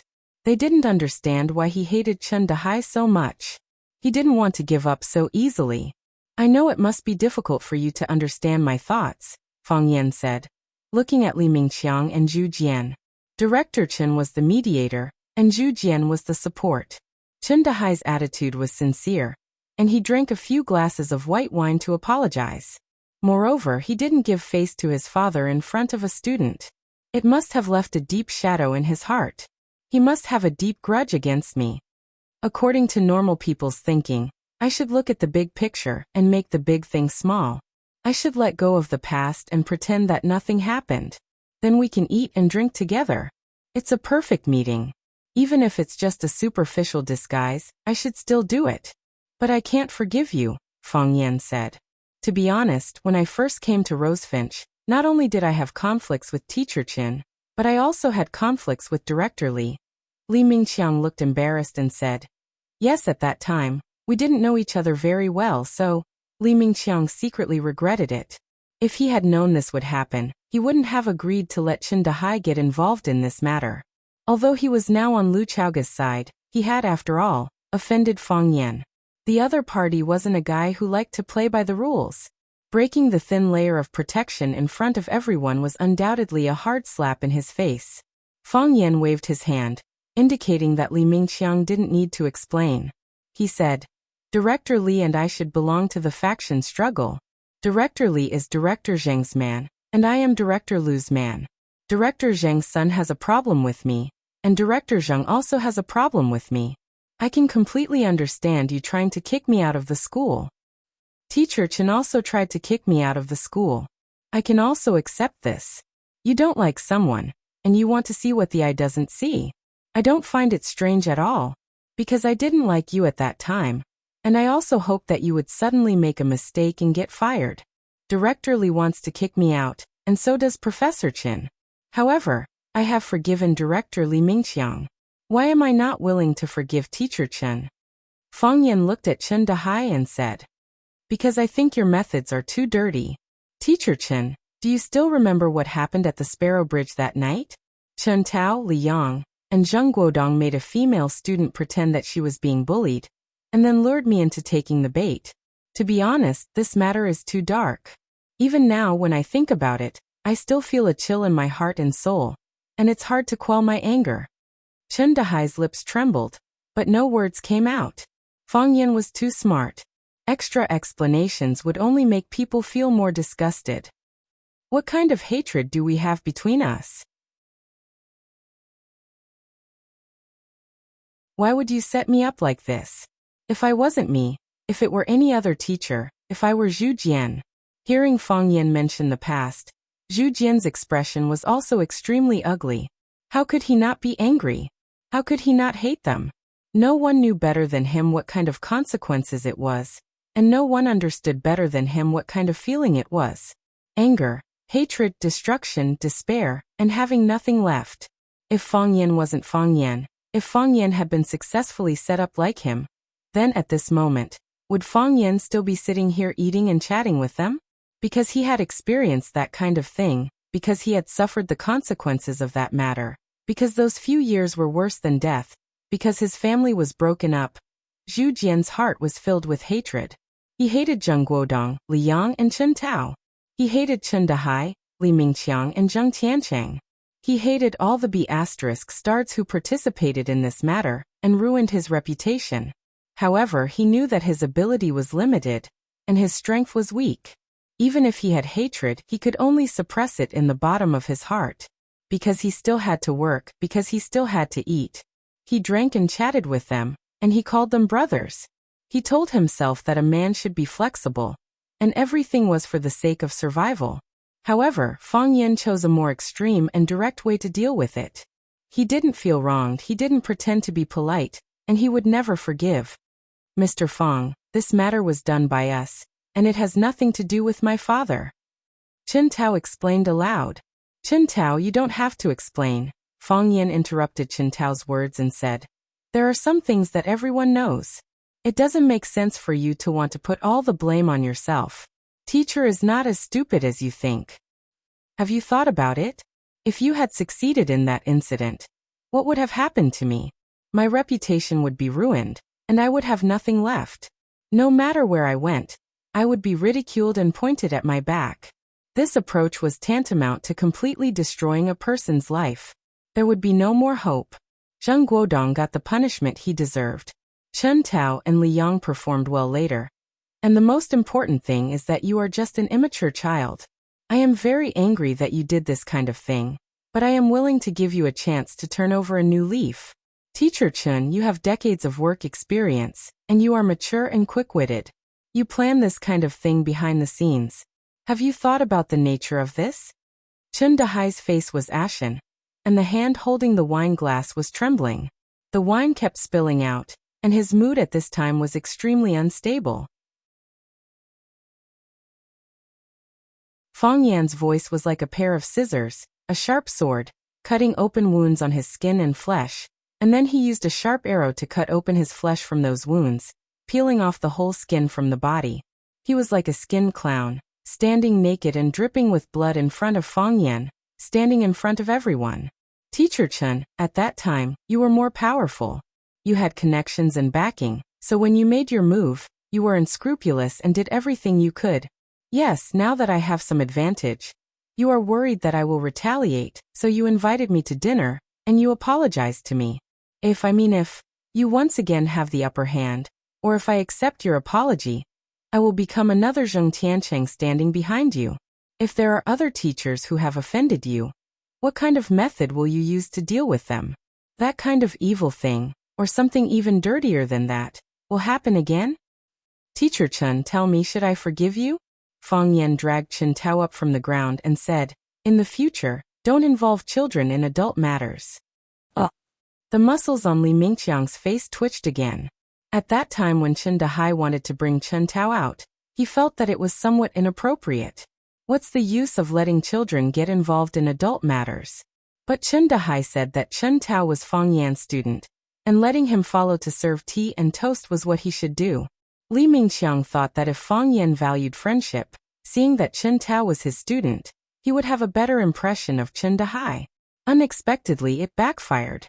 Not only did Fang Yan not see the face of Chen Tao being Chen Dahai's son, but he was even more displeased with Chen Dahai for playing his own son card. Chen Dahai, why are you so unlucky? Fang Yan walked in front, and Chen Tao followed behind Fang Yan with his head down. The teacher slowly walked in the direction of the school. Do you hate me? Fang Yan asked. No. Chen Tao said. Do you hate your father? Don't hate him either. Fang Yan said. Because he is your father. Mr. Fang, I don't know if I should hate him or not. I understand the reason you said, and I can understand the words you said. I know what you said is right. I am angry at my father, and angry at myself. But I don't know what to do. When he begged you for your forgiveness, I felt that my father was very pitiful. This world is like this. We pay attention to the law of the jungle, and we also pay attention to karma. The strong eat the weak, and what you sow will reap what you sow. The reason why your father is pitiful is that he was too unscrupulous before. Everyone should be punished for doing something wrong. If I forgive him this time, then he feels that the cost of the crime is nothing. At most, he will apologize again and be forgiven again. What kind of path will he eventually take? What about those who were framed by him? I can't forgive him, and I don't dare to forgive him, because I am worried that I will be hurt by such a person again, And I am also worried that another me will be framed by such a person. Fang Yan stopped and turned to look at Chen Tao, saying, "You are my student. So there is a sentence I want to give you. I don't ask you to be a righteous and brave person, but at least, please be a sunny and kind person. I don't believe in God, but I believe that if you do too many bad things, you will meet someone who can fix you." Chen Tao nodded seriously and said, "Mr. Fang, I understand. I know I was wrong. I will not let you down in the future." Fang Yan patted Chen Tao's shoulder and said, "Also, don't easily kneel in the future. Kneel to the sky, kneel to the earth, kneel to your parents, kneel to your teacher. Teacher, this is not shameful," Chen Tao said. Fang Yan's expression was stunned, and he said, "This flattery really hit my heart. Good job, keep it up." The master and disciple looked at each other and laughed. When Fang Yan opened the door and entered the house, he found that there were guests in the house. Zhang Chun and the woman were sitting on the sofa in the living room, waiting. Seeing Fang Yan come back, the two quickly stood up to greet him, their faces full of uneasiness.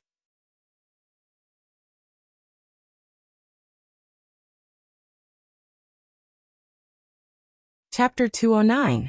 Fang Yan waved his hand and said, "Those who come are guests, sit down and talk." Zhang Chun didn't sit.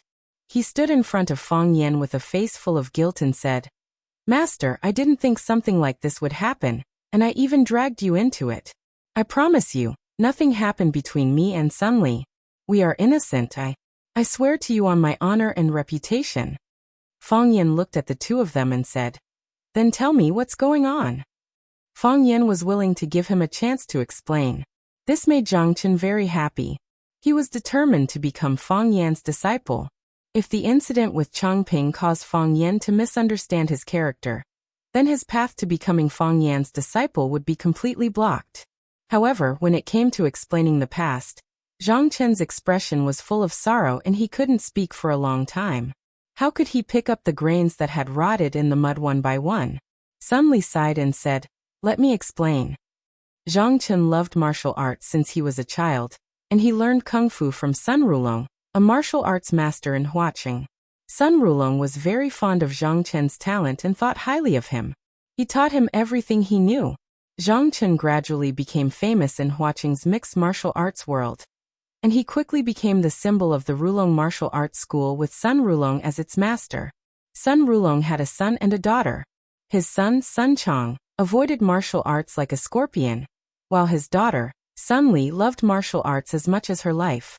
Sun Li's kung fu wasn't good, but she had a good impression of Zhang Chun, who was highly skilled in martial arts. The two of them gradually became an enviable couple. Later, Sun Rulong became old and weak and couldn't teach any disciples, so he handed the Rulong martial arts school to his most valued disciple, Zhang Chun. When Zhang Chun opened his dojo to accept disciples, Changping was one of the first disciples to become a disciple of Zhang Chun. When Changping first arrived, he was very low-key. He was diligent, eager to learn, and devoted to martial arts. He was extremely respectful to his master, Zhang Chun, and was generous to his fellow disciples and his master's wife, Sun Li. He won everyone's favor, including Zhang Chun and Sun Li, who liked Changping very much at that time. Even the teacher Gong Sun Rulong, who no longer cared about the affairs of the martial arts club, was sent to the United States, France, England, Germany, and other countries at Changping's expense. The itinerary was meticulous and thoughtful, and Gong Sun Rulong was full of praise for this disciple of his. What he didn't expect was that Changping had long coveted Sun Li's beauty and graceful figure. When Zhang Chun represented the Rulong Martial Arts School in Thailand to participate in a national mixed martial arts competition, Changping invited Sun Li to the martial arts school under the guise of asking his master's wife for some pointers. Sun Li was so angry that she told her father, Sun Rulong. Sun Rulong was worried that the family's dirty linen would be exposed. Changping knelt in front of him and sincerely apologized, saying that he did it because he liked Sun Li from the bottom of his heart. He was willing to marry Sun Li and love her for the rest of his life. He wouldn't let her suffer even the slightest bit. Besides, Sun Li and Changping were already husband and wife. If Zhang Chun found out about this, it would be difficult for the two of them to be together again. It was better for Sun Li and Changping to be a happy couple. Sun Li's brother, Sun Chang, was even more direct. After accepting a luxurious villa from Changping, he told Sun Li that he would recognize Changping as his brother-in-law. Moreover, since Sun Li and Changping had already slept together, Sun Chang was already his brother-in-law. When Zhang Chen returned home after his victory, he found that everything around him had changed. His beloved girlfriend was engaged to his most valued disciple, and he, the person involved, was not informed by anyone. He was so angry that he wanted to destroy the world. One night, when Changping was sending Sun Li home, Zhang Chen blocked his way and beat him up, almost beating him to death in the dojo. Sun Li was worried that Zhang Chen would kill someone and cause trouble, so she knocked him out with a spear from behind. From then on, Zhang Chen was depressed and distanced himself from the glory of Hua City's mixed martial arts world, becoming an unknown martial arts teacher. Changping's beating by Zhang Chen was not without repercussions. Because Sun Li was molested by Changping, Zhang Chen ruthlessly kicked Changping's penis a few times. From then on, Changping developed a phobia of erectile dysfunction in front of women. Until now, they had not given birth to any children. Changping did not reflect on himself and pushed all the blame onto Sun Li. He beat and scolded her, and Sun Li's life was miserable. After Zhang Chen heard about Sun Li's life, he went to talk to Changping again. Changping suspected that Sun Li and Zhang Chen had rekindled their relationship, and that Zhang Chen wanted to negotiate with him to show off. His attitude toward Sun Li was even worse. This time, Changping came to settle the score with Zhang Chen because he had monitored Sun Li's phone calls and found that Sun Li and Zhang Chen had a long call history. Why not divorce? Fang Yan looked at Sun Li and asked. Sun Li was a pitiful woman, and Zhang Chen was a pitiful man. The entanglement of these two people's fate was really regrettable. I can't, Sun Li said. The Chang family is rich and powerful. I've asked for a divorce several times, but they rejected me every time. Zhang Chen looked at Fang Yan and said, I've tried, but nothing worked. They also said that if I dared to ask for a divorce again, they would send me to a mental hospital for 3 years. When I came out, I would become a real mental patient. At that time, it would be even more impossible for me to divorce. Sun Li said with a pained expression. They've gone too far, Fang Yan said angrily. That's right. How hateful. Junior martial uncle, let's go beat him up. Fang Yingying was also filled with righteous indignation after listening to the story. Was there any justice left in this world? Why me? Fang Haohan asked with a puzzled expression. Because I still have to listen to the story, Fang Yingying said. Sun Li looked at Fang Yan and said with tears in her eyes, Mr. Fang, everything is my fault. If I didn't marry Changping, if it wasn't for me, if it wasn't for Changping, then this afternoon wouldn't have happened. Zhang Chen is a good man. Not being able to marry him is the biggest regret of my life.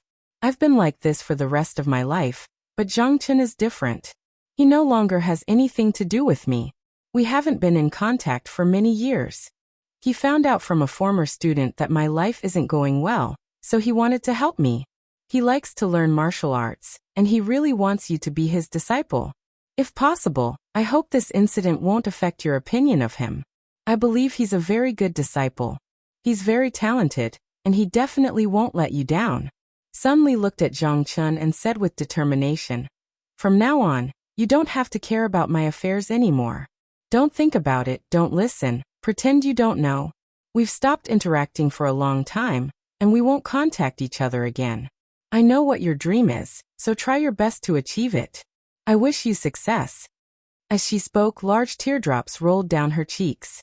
Then, she bowed deeply to Fang Yan, turned around and ran out the door.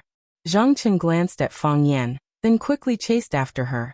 Fang Yingying and Fang Haohan looked at each other, then Fang Yingying said, Zhang Chen is so pitiful. Yeah, Fang Haohan echoed. So pitiful. Fang Yan was silent, as if he didn't understand the meaning behind the two brothers' words. Half an hour later, Zhang Chen returned. Sun Li was nowhere to be seen. Fang Yan stood up and said, Come take a walk with me in the yard. Zhang Chen nodded and followed Fang Yan out. Do you still like her? Fang Yan asked. Zhang Chen was stunned. He didn't expect Fang Yan to ask him such a question. He nodded, and then shook his head. You don't know either? Fang Yan asked. I don't know, Zhang Chen said. In the beginning, I hated her. I thought it was because of her that my life was ruined. Then I tried to forget her. I didn't want to be in such pain anymore. I knew her life wasn't going well, and I was worried about her. I just don't know if I still like her. You still like her, Fang Yan said with absolute certainty. Zhang Chen raised his head and looked at Fang Yan in confusion. He had asked himself this question countless times, but he couldn't get a definite answer. Why did Fang Yan come to this conclusion so easily? Your fists are too heavy, Fang Yan said. Not only is your fist heavy, your body is heavy, your thoughts are heavy, and your entire being is heavy. You're so heavy that you can't breathe. You're so heavy that you can't run. And you're so heavy that you can't use your fists. You have too much baggage, and you can't let go of her. Master, do you know what Tai Chi is? Fang Yan asked. Zhang Chen shook his head.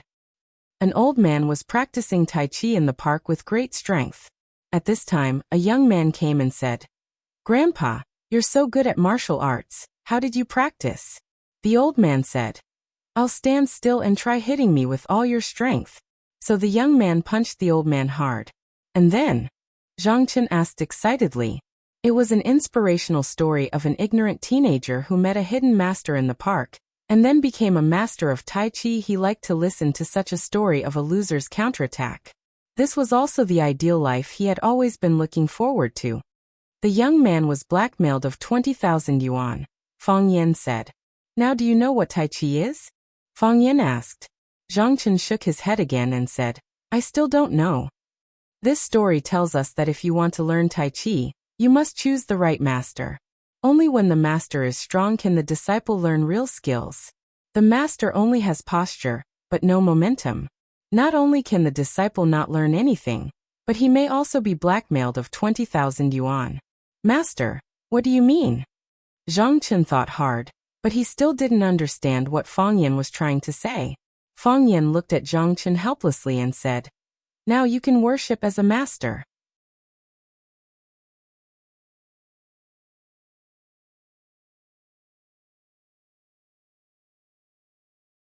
Chapter 210. The familiar street, the familiar shop, the familiar bun shop, the black-faced girl, the familiar milk tea girl. After so many days, he returned to the small courtyard of Jiang Qin's house. His heart was filled with emotions. When Fang Yan stood at the entrance of the courtyard and looked around, Sister Li had already come out of the house to welcome him. She said with a smile, Mr. Fang is here. Come in and have a seat. Sister Li, are you busy? Fang Yan asked with a smile. I'm just a housewife. What can I be busy with? Sister Li stepped forward and pulled Fang Yan's hand. She said, I know that Mr. Fang is busy, so I still invited Mr. Fang to come over.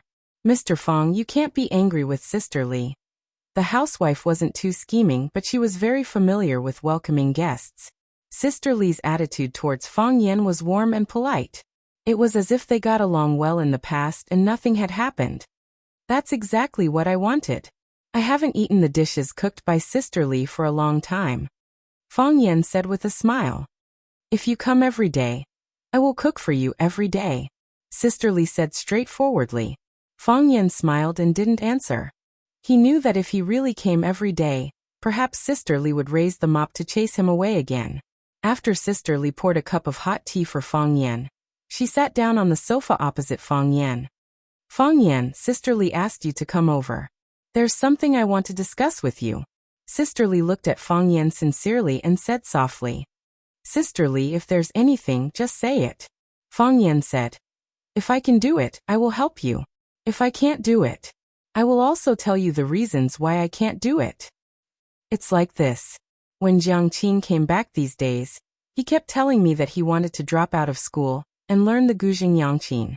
He also said that he wanted to enter the entertainment circle and become a big star in the future. Sister Li looked worried and embarrassed. She said, How can that be? Jiang Qin had one more year before the senior high school entrance examination, so he couldn't relax at this time. Otherwise, not to mention a famous high school like Rosefinch, I'm afraid I won't be able to get into any other high school. Holding the teacup, Fang Yan looked at Sister Li and asked patiently, Sister Li, have you talked to Jiang Qin? We talked about it. Why hadn't they talked about it before? His father and I went to talk to him twice, but this child was stubborn since he was young. Once he decided on something, it was hard to change his mind. Although we don't let go, we're afraid that she'll do something extreme. She said that there's a big star called Xia Tian. Was it that Xia Tian who agreed to accept her as his disciple? Yes. Fang Yan nodded. I know about this. I know about this Xia Tian. She's very famous. I've also watched her TV series. However, how could Jiang Qin know Xia Tian?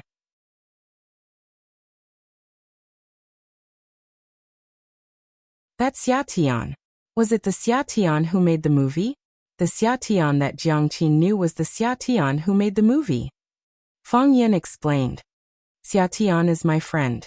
When Jiang Qin and her classmates called to invite me to sing, I took Xia Tian with me, and then we got to know each other. Xia Tian felt that Jiang Qin had a lot of potential, so she wanted to let Jiang Qin and Yuan Lin follow her to make music. In order to prevent Sister Li from misunderstanding his relationship with Jiang Qin, Fang Yan tried his best to explain the whole story clearly. Of course, it doesn't mean that after dropping out of school, the two of them can immediately become stars. I talked to Xia Tian. She just sent Jiang Qin and Yuan Lin to Yanjing first, and then Mao Xianping, a senior professor of Wuxia Music Academy, gave them music lessons. In other words, they're just music apprentices now. Sister Li's expression became more worried and said, just apprentices. If you learn well, you can still be a star, Fang Yan said. He smiled bitterly in his heart. When Sister Li heard that her daughter was going to be a star, she was worried that her daughter would be cheated. However, when she heard that her daughter was just going to be a music apprentice, she felt sorry for her daughter. She hoped that her daughter would have a million good things, but she also hoped that her daughter would not encounter any danger or trouble. Is she reliable, that Xia Tian? Her character should be reliable, Fang Yan said. With her status in the entertainment circle, if she wanted to accept disciples, there would be at least 80,000 people willing to be her disciple. Since she chose Jiang Qin and Yuan Lin, it proves that Jiang Qin and Yuan Lin really have something that she values. Mr. Fang means, we should let Jiang Qin learn music with Xia Tian? Sister Li asked uncertainly. Fang Yan smiled and shook his head, saying, I don't mean anything. It's all up to you and Jiang Qin. Sister Li patted Fang Yan's knee and said with a smile, aren't you treating me like an outsider? Jiang Qin is your little niece. Now that she is facing an important decision in her life, as her uncle, aren't you going to help her? Mr. Fang, I'll listen to you on this matter. If you say it's okay, we'll do it. If you say no, then Jiang Qin doesn't need to think about anything else. Just focus on her studies and prepare for the exam. I can't decide her life, Fang Yan said with a smile. It seemed that because of the contact between Jiang Qin and Xia Tian, Sister Li was still vigilant against him. She wouldn't suspect that Jiang Qin was going to be a music producer because of his encouragement, would she? In all honesty, he had never expressed his position on this matter. When Jiang Dehai came back from the shop, he was very happy to see Fang Yan. He took out a bottle of good wine from his private collection and wanted to have a good drink with Fang Yan.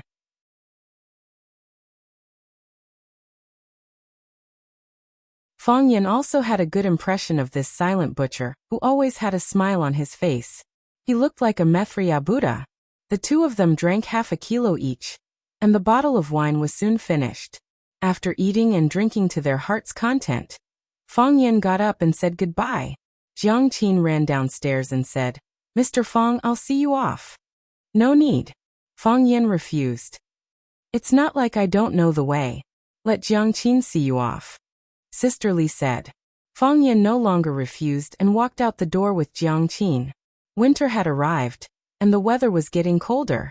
Jiang Qin put on a casual coat and a plaid scarf around her neck. She walked in front with her hands in her pockets, and Fang Yan walked behind her unhurriedly. The two of them walked along the small river in the village toward the bus stop at the intersection.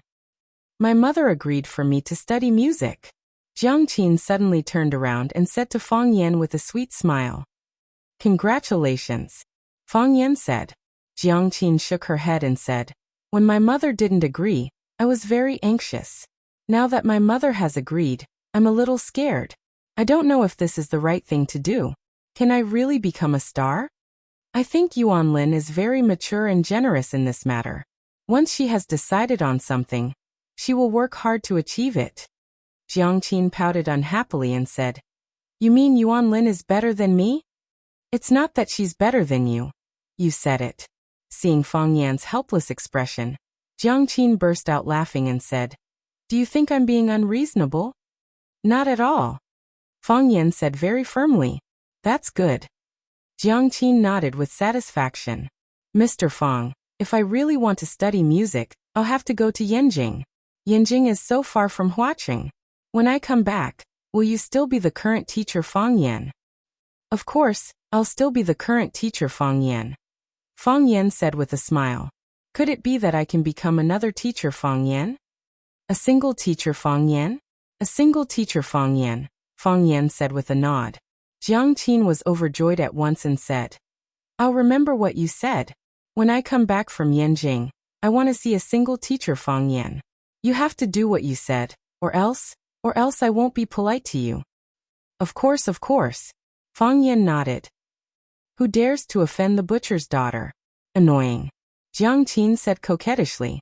They arrived at the bus stop. Fang Yan signaled Jiang Qin to go back and rest. Jiang Qin stood still and said, I'll wait for you to get on the bus. Just then, the number 19 bus arrived. Fang Yan waved his hand at Jiang Qin and said, I'm on the bus. You can go back.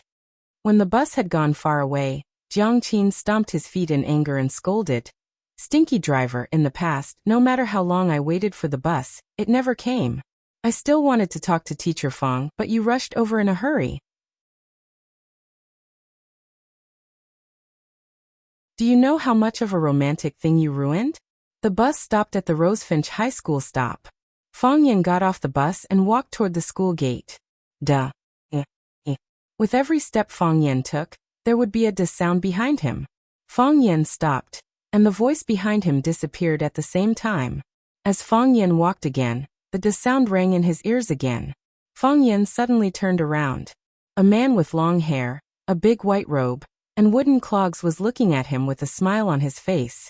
The moonlight was cold, and the man's thin face was frighteningly pale. Fang Yan stared at him with a burning gaze, and he also looked at Fang Yan with a gentle smile. Fang Yan understood that this was not an unintentional following or passing by chance. This man came for him. Who are you? Fang Yan asked. Chiba Shimbu, the man said aloud. He was dressed in a completely Japanese style, but he spoke authentic Wuxia language. Chiba Shimbu, are you Chiba Hamu's father? Fang Yan asked aloud. He understood that he had hurt the young one, and now the old one had come to seek revenge. These guys were really haunting him. Chiba Shimbu. Chiba family's Chiba Shimbu. Chiba Shimbu said loudly. Fang Yan clenched his fists. No matter whose father you are, no matter whose Chiba Shimbu you are, I'll beat you up first. It's very infuriating for you to dress up like this in the middle of the night to scare people, okay? But soon, Fang Yan's fists loosened. His expression was horrified, and from the inside out there was a strong chill all over his body. This man, he just stood there so casually, making it difficult for you to make a move. Impeccable.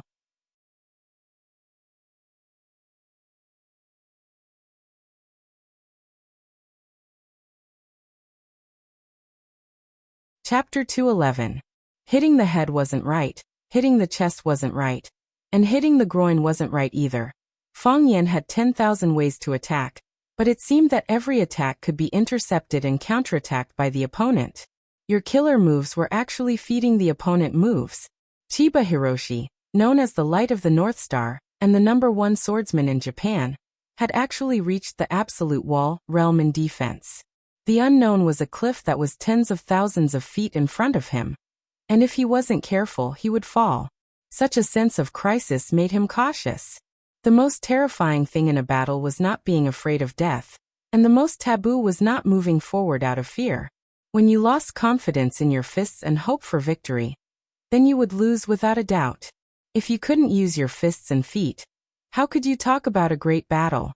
Fang Yan was now facing this state of horror and fear. Yes, he was afraid. When experts fought, they often fought with their lives on the line. A superhuman 1 second ago could also become a dead man in the blink of an eye. Absolute wall experts were 1 in 10,000. This wasn't the first time he had encountered an impeccable realm expert, but that person had no reason to injure or kill him.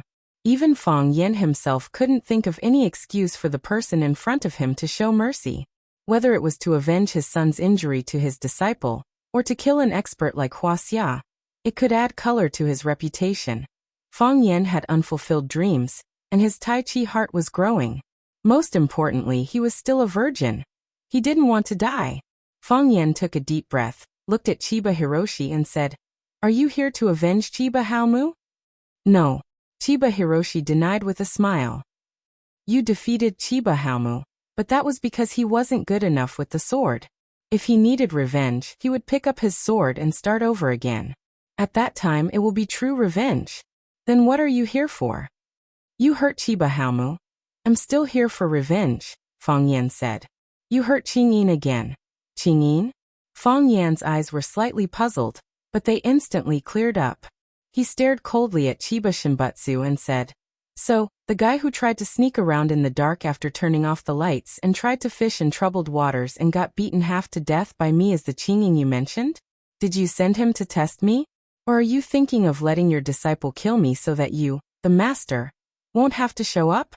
Unfortunately, I've disappointed you, right? Qingyin is a ninja. He will choose the most suitable combat environment for himself." Chiba Shinobu didn't get angry and explained in a gentle voice. Chiba Haomu returned with heavy injuries, but he wasn't angry. His eldest disciple, Qingyin, was beaten to the point of vomiting blood, but he was not angry.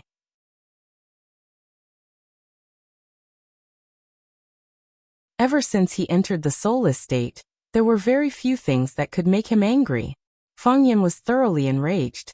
He stared at Chiba Shinobu and said, "Your son attacked me from behind after the battle, so I injured him. Qingyin sneaked into a room full of students and attacked me, so I fought back. Now you came here to stop me, and you still say you didn't want to avenge them? Why do you have to find a dignified excuse for doing such a dirty thing? Don't tell me you came here just to learn martial arts from me? If that's the case, I'll respect you." Chiba Haomu looked at the angry Fang Yan and said, "You can't fool me. Even when you're angry, your heartbeat is still balanced, your defense is still steady, and your eyes are too calm, without a burning flame." Chiba Haomu stared at Fang Yan's eyes, but he knew all of Fang Yan's movements. "Why did you loosen your clenched fists? You can't do anything, so you want to provoke me?" Chiba Haomu asked with a smile. "Actually, the reason doesn't matter to me. I just think you should be a master. So I came here." "Now you're disappointed, aren't you?" Fang Yan said with a smile. "Look, standing in front of you, facing a master like you, I can't even throw a punch. Although I hate your enigmatic face, as if everything is under your control. There were a few times when I wanted to rush over and throw a few punches. At that time, I really wanted to see what kind of expression you would have." "I'm not disappointed," Chiba Haomu said. "You're very strong." "You misunderstand," Fang Yan said. "Very few people can maintain a calm heart in front of me. Chiba Haomu can't, and Qingyin can only be considered half. You can laugh and scold with ease, which is already much stronger than Chiba Haomu and Qingyin." The night was as cold as water, and the dim yellow streetlight stretched the shadows of the two infinitely long. Chiba Haomu stood under a streetlight, and the light and shadow made his body and white robe inlaid with a pale yellow halo. It was a slightly prickly feeling, and it made Fang Yan's eyes uncomfortable. It was a very hazy state. Fang Yan knew where Chiba Haomu was. He saw him there, and he heard him there, but he knew that he was definitely not there. He seemed to be still, but he gave people the feeling that he was swimming, like a ghost. This was the defense of the absolute wall, the defense of no gods. The reason why there were no gods was because they themselves were gods. They were false gods. "Not being afraid is a kind of strength in itself," Chiba Haomu said. "You're not as strong as I thought. But it's already very good. Before he finished speaking, Chiba Haomu's body strangely disappeared from where he stood. Then he appeared in front of Fang Yan like lightning, reaching out to grab his throat. Too fast. Unbelievably fast. A distance of more than 10 meters was covered in the blink of an eye.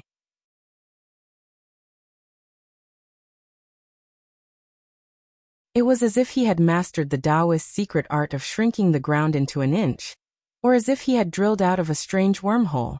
In just the blink of an eye, the distance of hundreds of millions of light years had disappeared.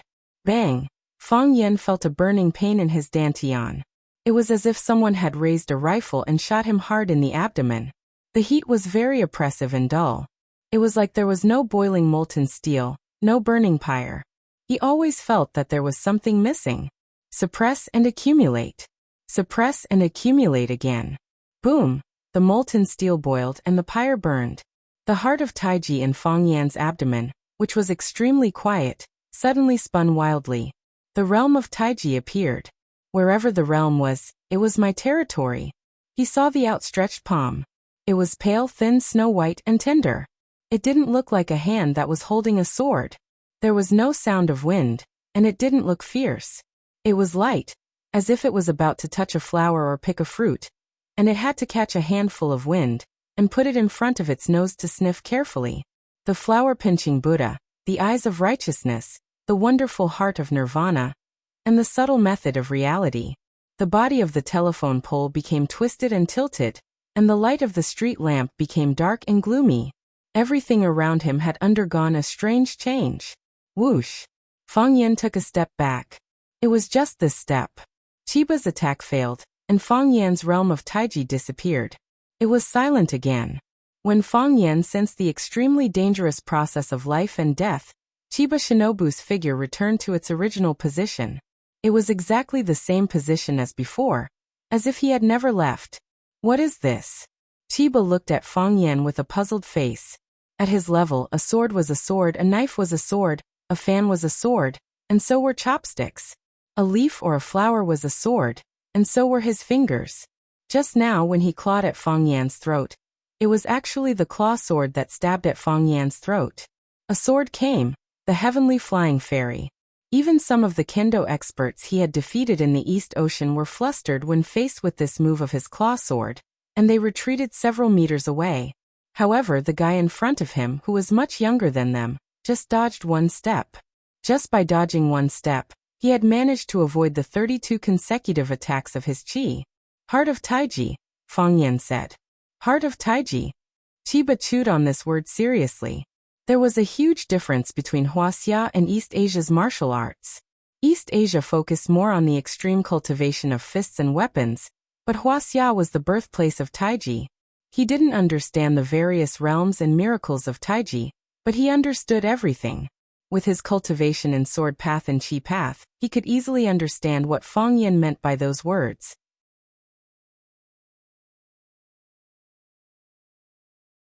Using inner force to fight external force, and external force to build inner force. Then absorbing the power of nature. Is this the heart of Taiji? Fang Yan knew that these peerless masters weren't ordinary people, so he didn't hide it and said, "Indeed. It's rare and precious at such a young age. I don't understand the situation in Wuxia, but if it was in East Asia, you would be the first person of your generation." Fang Yan smiled and said, "I just dodged one of your moves, and you put me in this position.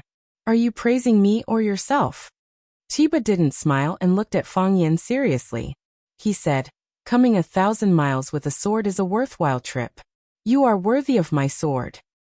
"It's not worth it," Fang Yan advised. "I can't beat you even with a hand sword. If you use a sharp sword, won't you cut me to death in 2 or 3 moves? Let's just have a casual spar. If you really break me, it won't be honorable even if you win, right? People will say that you are bullying the young and the strong. In a month, let's fight at the summit of One Sword Peak," Chiba said. "A month? Are you challenging me?" Fang Yan asked. He was a bit anxious and said, "A month is too short, isn't it? I don't think I'm ready." "How long will it take?" Chiba asked. Fang Yan thought about it and said, 30 years. In 30 years, I will wait for you at the summit of One Sword Peak to fight to the death. Chiba waved his sleeve and floated away. Fang Yan looked at his free and easy back and muttered to himself, "Say something, do you agree or not?"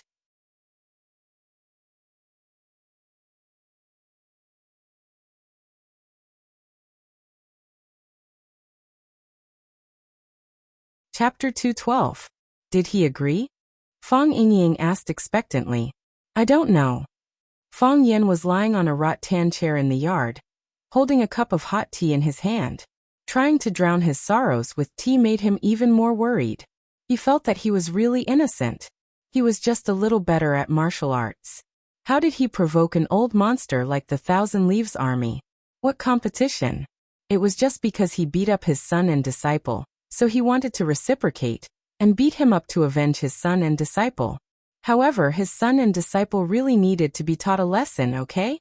What was even more infuriating was that he could beat people up, but why did he have to go to the top of the towering One Sword Peak to fight? Could it be that beating people up there was more of a sense of accomplishment? But I climbed up the mountain so hard just to be beaten up by you. What was the point? Wasn't that cheap? What do you mean by don't know? Fang Yingying asked in a dilemma. Junior Martial Uncle was so annoyed. Couldn't he speak more clearly? He didn't say yes or no. He just shook his sleeves and turned around. Fang Yan said with a sigh, 30 years later will be my golden age. At that time, I might be invincible in Wuxia, and the heart of Tai Chi will be overflowing. Doesn't he want a strong opponent? Doesn't he want to improve in adversity? I can meet all his requirements. Besides, he will probably be in his 70s or 80s at that time, and his swordsmanship will be great. Why did he take advantage of me for 30 years? Why do you think he didn't agree? That's too much, Fang Haohan said. Why did he beat people up for no reason? Should we go just because he asked us to? We just won't go. We just won't give him face. Why don't we call the police? Fang Yingying said indignantly. Just say that someone tried to physically attack us. It would be even better if he left a threatening letter for Junior Martial Uncle. Let's see how they can deny it. At that time, we can directly send them back to Japan, so that they can never step into Wuxia. Pa. Fang Yan slapped Fang Yingying and Fang Haohan's heads and said angrily, You two are too disappointing. Do you still have the dignity of a martial artist? Do you still have the heart to strive for a higher level of martial arts? Who are we? He's the successor of the Fang clan's Taiji, an upright warrior of Wuxia. Now a Japanese martial artist is challenging us. How can we run away? How can we be afraid of the police? This was a disgrace. It's not just our shame, but the shame of the entire Wuxia martial world. I, Fang Yan, would never do such a thing. Warriors are meant to fight. Non-stop fighting. Through the cruel, passionate, hot-blooded and life-or-death battles, he would search for the true meaning of supreme martial arts and the meaning of a warrior's life. What is the saddest thing in the world?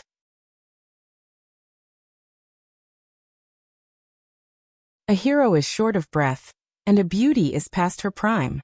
If you can't fight, you'd rather die. Fang Yingying interrupted Fang Yan and asked, Junior Martial Uncle, what do you mean? I'm going back to get reinforcements, Fang Yan said. This is outrageous. Does he think there's no one in the Fang clan? Fang Yingying and Fang Haohan looked at each other with an expression that said, I knew it would be like this. Four Seasons Garden Hotel. The hotel where Summer was filming in Huaqing. The scenes of the Divine Furnace at Xiaxia Mountain had all ended, and Summer was about to end her trip to Huaqing and return to Beijing. At the same time, Jiang Qin and Yuan Lin had also applied to take a break from school.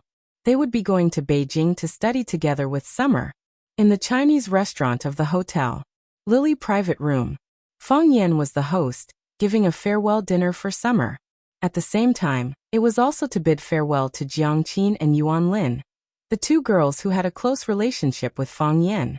They would leave Huaqing, the city that gave birth to her, and go to Beijing, to a distant place, to study and fight for their ideals and future. Jiang Qin and Yuan Lin were not in a good mood. They only ate a few mouthfuls of rice before putting down their chopsticks.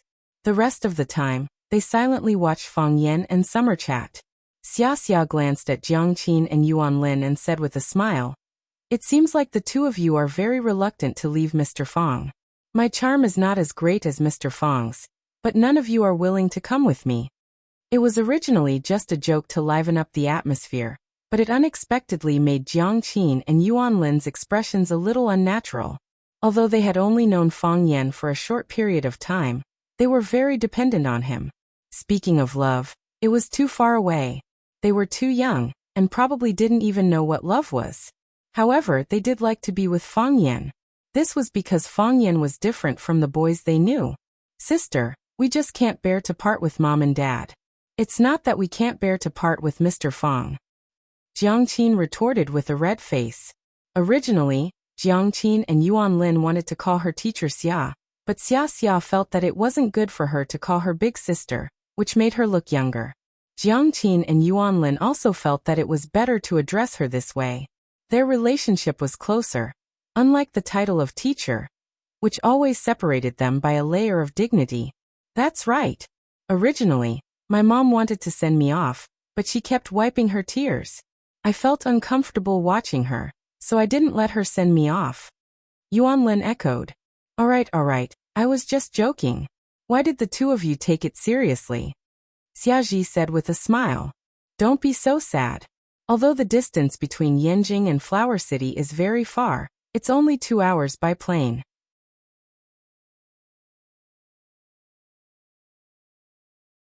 If you want, you can fly back every day to see your parents.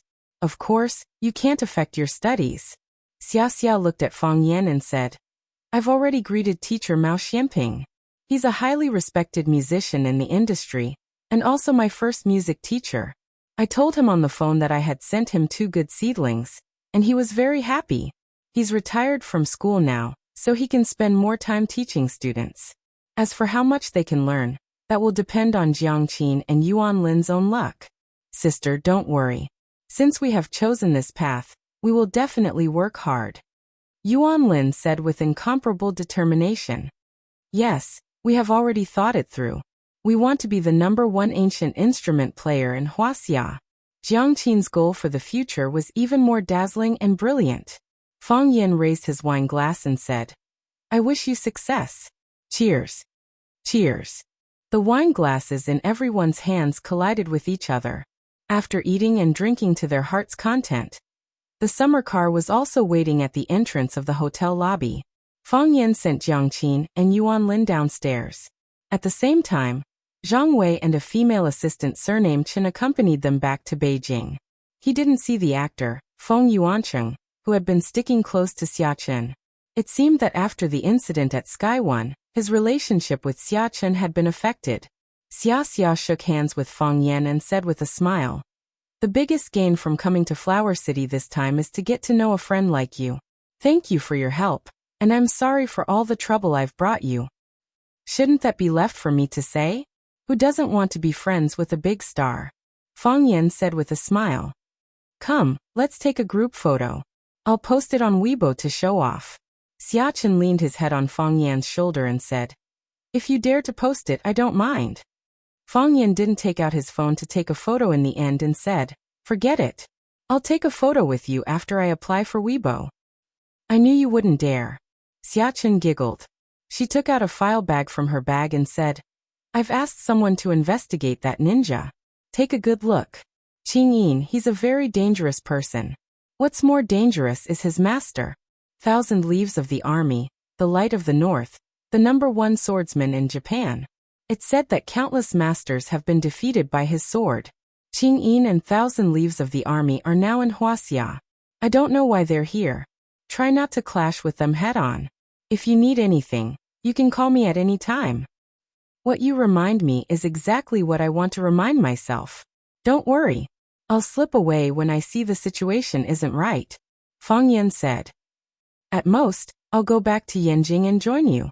You're very welcome. Xia Chen said.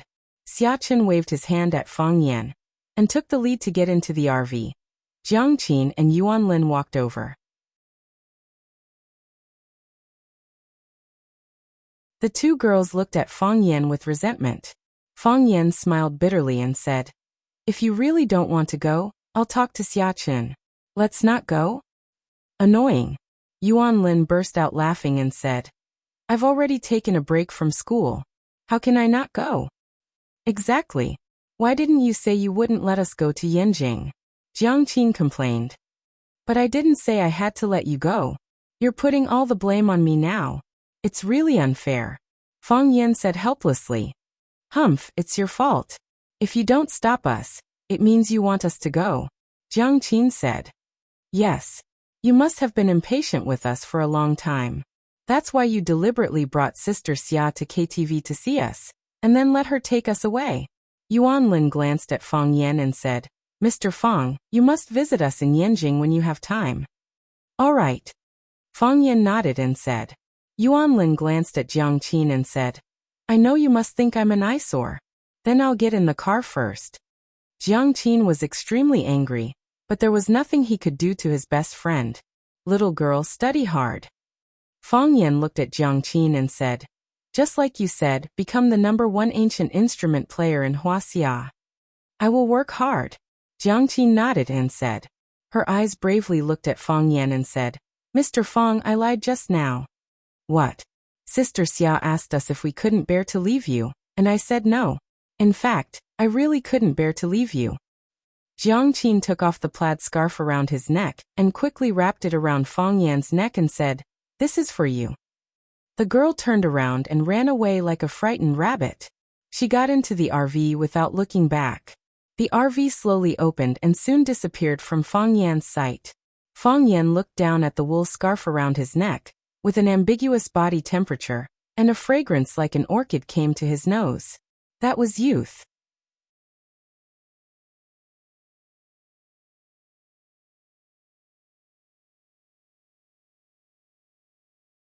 Chapter 213.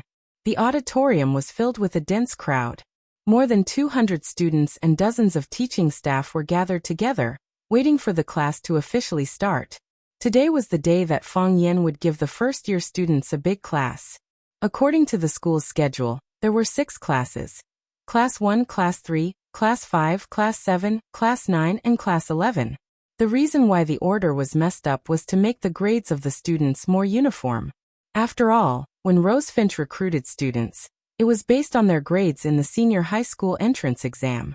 The best students were naturally in Class 1, the slightly worse ones in Class 2, and the even worse ones in Class 3, so on and so forth. It wouldn't be appropriate to give lessons to the students with the best grades, or the students with the worst grades at the same time. Although Fang Yan would treat every student equally, the students in the later classes would definitely think that the school or teacher Fang Yan was biased and unfair to them.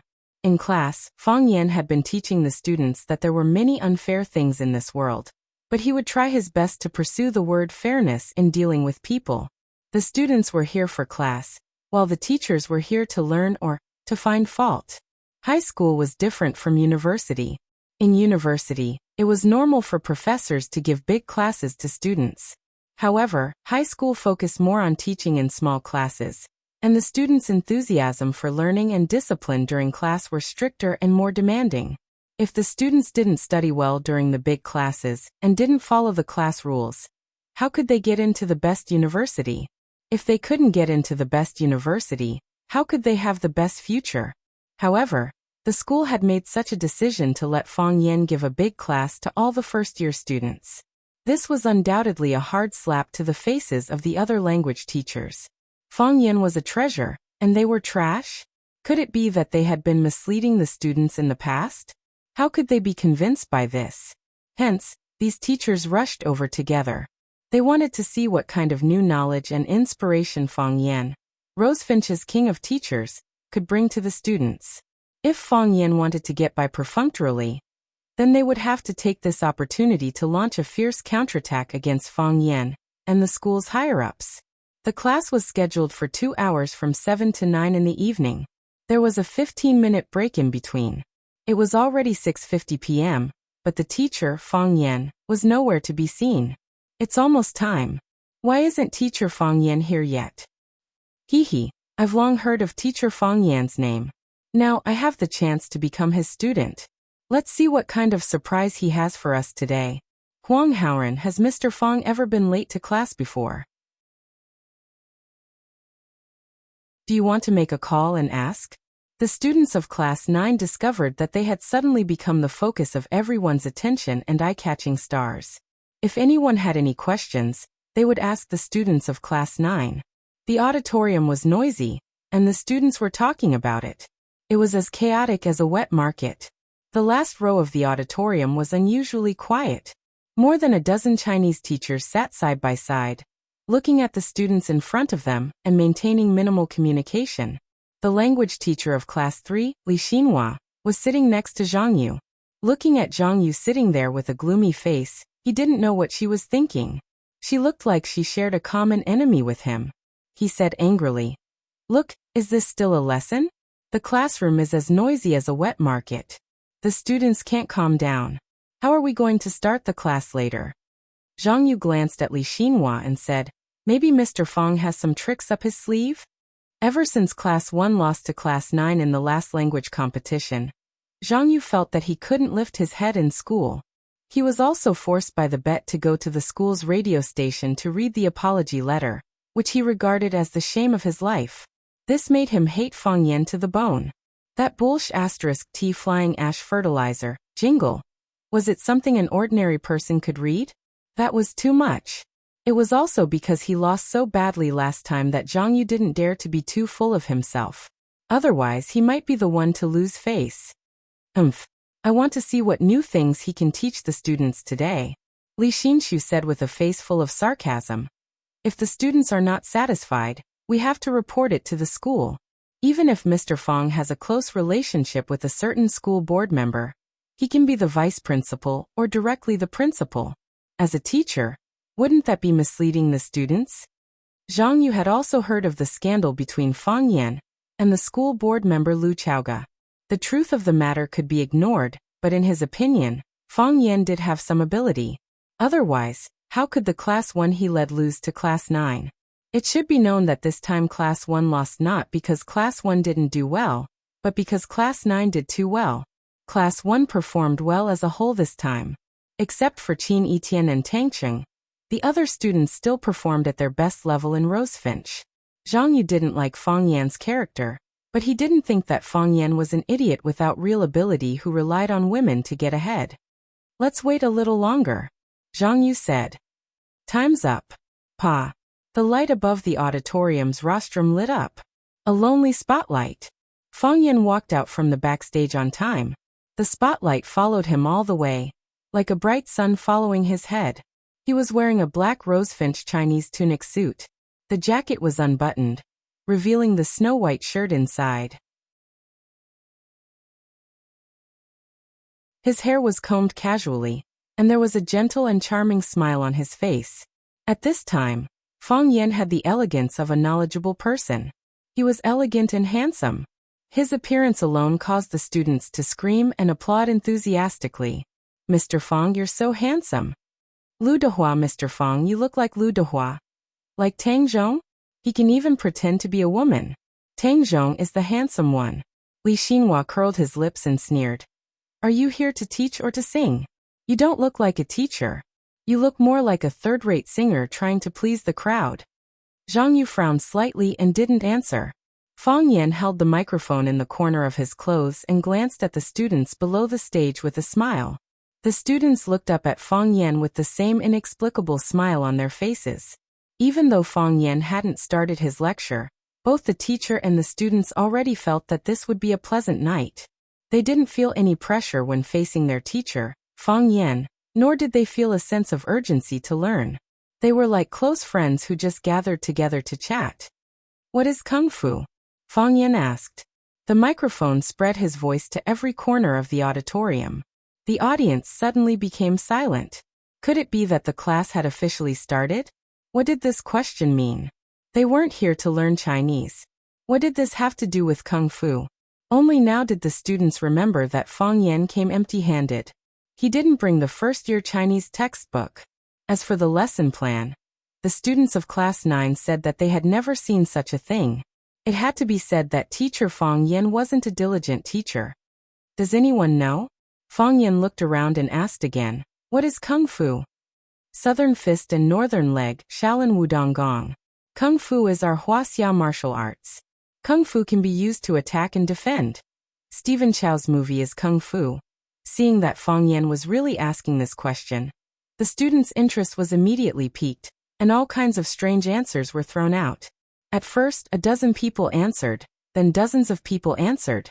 In the end, all the students were rushing to answer and argue, and the big classroom became a pot of porridge again. Fang Yan gestured for everyone to quiet down and said, "Everyone's answer is correct. Kung Fu is southern fist and northern leg Shaolin Wudong Gong. It can be used to attack and defend, and it's also Stephen Chow's movie. Tonight, I will show you the profound world of our Wuxia martial arts. I want to let you know what real Kung Fu is." Fang Yan waved his hand, and a dozen men in black shorts rushed up with soft knives in their hands. The leader was Zhang Chen, the Wang Pai coach of the glorious martial arts school next door. Zhang Chen stood alone in front of the knife, and the other students scattered and arranged in a beautiful fan shape. Exciting music sounded, and a man's beautiful and calm voice rang through the whole audience. The people who have been asleep for 100 years are gradually waking up. "Ah!" the students screamed out. "For this gorgeous scene, for this familiar song." "Ha!" Zhang Chen slashed out with his knife, and it was earth-shattering. "Ha!" More than a dozen students behind him slashed out with their knives at the same time, and their strength broke the sky.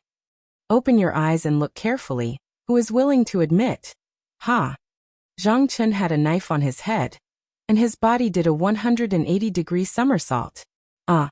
More than a dozen students had knives on their heads, and their bodies did a 180-degree somersault. "Open your mouth and shout, shout loudly. This is a country full of soldiers, and bandits have always been invading, and they will die." The music became more and more exciting, and the knife array performed by the martial arts students led by Zhang Chen became more and more wonderful and exciting. The music was the background of the knife array, and it made the knife array more imposing. The knife array was the body of the music, and it gave the music an unruly soul. The music was desolate and tragic, but it contained endless power. The knife light and the sword shadow, and the men's roar filled the world with hope, and everyone present was full of confidence to win. The Great Wall never falls, and the Yellow River surges for thousands of miles.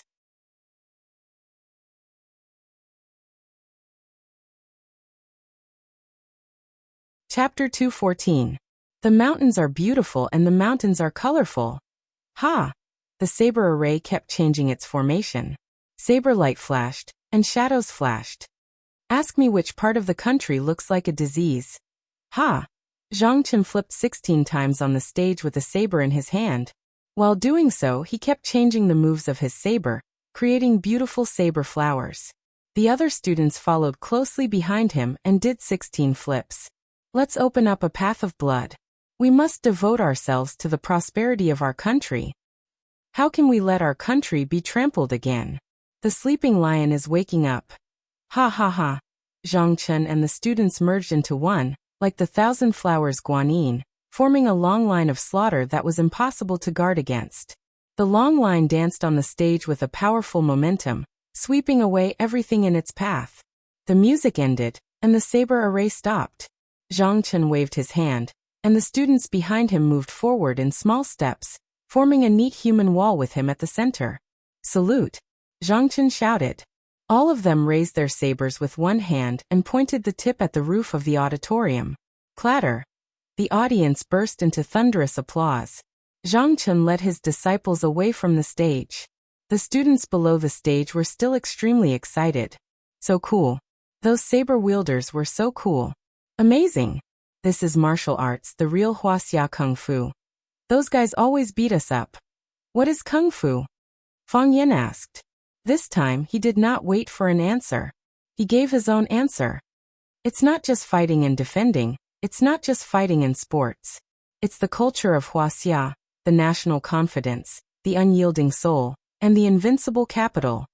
In the text Banquet at Hongmen, Xiang Zhuang performed a sword dance with the intention of killing Duke Pei. This sentence clearly tells us that Xiang Zhuang must be an expert swordsman. Otherwise, why would Fan Zeng summon him to perform a sword dance, to kill Liu Bang? When Fan Kuai learned that Xiang Yu wanted to kill Liu Bang, he said, This is the last resort. Please come in and share the same fate. With sword and shield in hand, Kuai entered the army gate. Fan Kuai slammed his shield into the guard, causing the guard to fall to the ground, allowing Kuai to enter the camp. If Fan Kuai's martial arts were weak, would he have dared to barge into the camp with a shield? If he wasn't strong enough, I'm afraid he wouldn't even be able to deal with the soldiers at the entrance of the barracks, let alone the guards in Kuai Sui. Isn't that right? The students below the stage roared with laughter. They had just listened to the blood-boiling music and seen the blood-boiling saber array. While they were madly in love with Wuxia's martial arts, Fang Yan just happened to closely connect Wuxia's martial arts with the texts they had studied, which made them feel very immersed and had a strong desire to learn and understand. At this time it was no longer Fang Yan forcing them to learn something, but they were eager to learn something. Fang Yan didn't bring his textbooks, but the students did. When Fang Yan was talking about the banquet at Hongmen, the sound of pages being turned rang out from the audience. They wanted to find the original text and read it again, so that they could understand the essence of the text and think about the stories of the characters in the text. When they were studying, everyone's focus was on the two main characters, Lu Bang and Xiang Yu. Now, when Fang Yan specifically mentioned Xiang Zhuang and Fan Kuai, it immediately aroused everyone's interest in their lives. Why did Prince Dan send Jing Ke to assassinate King Qin? It must be because Jing Ke's martial arts and wisdom are outstanding. When they were studying the text, there was a character that they didn't pay much attention to. That was Jing Ke's deputy, Qin Wuyang. What did Jing Ke want to do? He wanted to assassinate the most powerful overlord at that time. It's widely acknowledged that Jing Ke was outstanding in ability and martial arts. Why was Qin Wuyang chosen to carry out the mission together with Jing Ke? Qin Wuyang is not a simple character. When he was 12 years old, he had killed someone, and no passerby dared to look him in the eye. It's not hard to imagine that he is a very cruel man. Although he is good at killing, he doesn't have extraordinary wisdom. It's written very clearly in the book. When Qin Wuyang arrived at the bottom of the steps of King Qin's grand hall with the map in his hand, his expression changed dramatically, and he was very scared. The officials of the Qin state felt very strange about this. In the end, Jing Ke's assassination failed, and he had to bear the main responsibility. Therefore, there's a saying in martial arts: train the muscles, bones, and skin externally, and train the spirit internally. If one only has a strong skin and flesh, and doesn't have the spirit in his heart, he won't be able to achieve great things. Qin Wuyang is a very typical example. Fang Yan clapped his hands, and Fang Yingying, dressed in a white tang suit, ran out with a sword in his hand. Clear music began to play. This time, it was Gu Zheng's version of Guangling San. Fang Yingying began to dance with the sword in his hand. His movements were so light and graceful that people forgot that he was a fatso. Everyone must be familiar with this kind of kung fu. That's right, this is the Tai Chi that we often talk about. Wuxia Kung Fu has a profound connotation, and the core of its ideology is Confucianism's neutralization of qi. Just now we were talking about why Qin Wuyang failed. It's because he didn't know how to cultivate qi.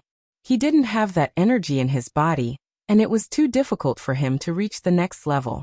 He didn't perform well on the spot, and he was nervous and scared. That's why Qin State found out about his abnormality. Martial artists need to cultivate qi, but don't scholars need to cultivate qi? We also need to cultivate qi, and what we need to cultivate is awe-inspiring righteousness. There is righteousness in the world, and everything has its shape. Below it are the rivers and mountains, and above it are the sun and stars. Humans have awe-inspiring righteousness. They don't fear the small, and even ghosts and gods can't get close to them. Teacher, how do we cultivate awe-inspiring righteousness? A student asked loudly. Is it to get closer to Huang Haoren? Fang Yan laughed and said, getting closer to Huang Haoren is also cultivating awe-inspiring righteousness. Don't we often say, what kind of person is with what kind of person? In my eyes, Huang Haoren is a student with righteousness. Wow. The eyes of the students in the 9th class were all focused on Huang Haoren's face. To be praised by teacher Fang Yan in front of more than 200 students and dozens of teachers, this guy was too lucky, right? The students in other classes who knew Huang Haoran all cast envious eyes at him. Some who didn't know Huang Haoran were also asking around who Huang Haoran was. Huang Haoran's face suddenly turned red, like a cooked crab. His eyes were red, and his body kept trembling. Huang Haoran. The students in the 9th class shouted Huang Haoran's name loudly. Huang Haoran. Huang Haoran. Huang Haoran. All the students in the audience were shouting this name that might or might not be familiar. Because of Fang Yan's words, Huang Haoran became the star hero of the audience. Huang Haoran stood up and bowed deeply to the position where Fang Yan stood. Clatter. The students applauded enthusiastically. They didn't know why, but they felt the scene was very touching. Fang Yan waved his hand, signaled everyone to be quiet, and said, "Just now a student asked me how to cultivate awe-inspiring righteousness. And I think this question is very good. Reading to nourish the mind, writing to cultivate qi. Doing good and accumulating virtue can lead to awe-inspiring righteousness. For us, this is not a difficult thing. It is also something that is easily ignored by us." After Fang Yingying finished his Tai Chi sword dance, he bowed to the audience with a serious face. The students burst into laughter at the sight of his comical appearance. However, they still didn't forget to give this fatso a warm applause. The third to go on stage was Fang Haohan. He held a high stack of glasses and walked to the stage. Huaxia's Kung Fu is rooted in Confucianism, and it also blends with Taoism's keeping quiet and softness. For example, the Tai Chi sword performance we saw just now. There is also the meditation of Buddhism, which is also the culture of Buddhism. Thus, it forms a broad and profound martial arts system. Fang Haohan stood behind Fang Yan. After bowing to the audience, he grabbed a glass and threw it on the ground. Crack. After a crisp sound, the glass was smashed into pieces. The students in the audience were puzzled. Is this guy sick? Why did he run to the rostrum and smash the glass? Is this also Huaxia's Kung Fu? Even Fang Yan couldn't help but look back at Fang Haohan. This silly guy. I asked you to come up to perform eating glass, not to smash glass. Fang Haohan squatted down, picked up a piece of glass from the ground and put it in his mouth, chewing it. Oh my God, he actually ate the glass into his stomach. Are you serious? It's not a fake glass, right? Can you let me touch it? It's so disgusting. Punching and kicking, tripping and grappling, wielding knives and swords, jumping on roofs and running on walls. Even the dangerous people who are eating glass behind me are all part of Huaxia's Kung Fu. People often ask, does Huaxia's Kung Fu really exist? The answer is beyond doubt. Fang Yan waved his hand. Fang Haohan, who was chewing glass, threw a glass to Fang Yan reluctantly. Fang Yan took the glass, put his hands together, and wrapped it in his palms. He rubbed his hands quickly, and white smoke came out from the gaps between his fingers. When he opened his palms again, the students only saw a puddle of white powder. He gently blew on the powder, and the white powder danced in the air. It fluttered like fine snowflakes. Wow! The students were all dumbfounded. How could this work? Teacher Fang Yan couldn't be playing magic, right? Students, today's class ends here, Fang Yan said with a smile. Goodbye. Fang Yan turned around and was ready to leave. Acting cool to this extent was already quite satisfactory. There was no need for another word, no need for a wave of the hand, and no need for an extra look. At this moment, the smile on Fang Yan's face suddenly froze. His pupils widened, and he had a look of disbelief. At the entrance of the auditorium, a woman stood leaning against the door. Black leather jacket, black leather pants, clean and neat short black hair, and a black scarf tied around her neck. She had a mocking smile on her face, but her eyes were as bright and beautiful as the stars in the sky. She walked through the long corridor, past countless tables, chairs, and students, and walked step by step towards Fang Yan. She grabbed the textbook of a student in the front row, and with a light tap of her sexy high heels on the cement floor, she leaped onto the stage and stood in front of Fang Yan. Pa! She swung the textbook and hit Fang Yan's head. Again. Pa! She swung the textbook and hit Fang Yan's head for the second time. Again. Pa! She swung the textbook and hit Fang Yan's head for the third time. Again.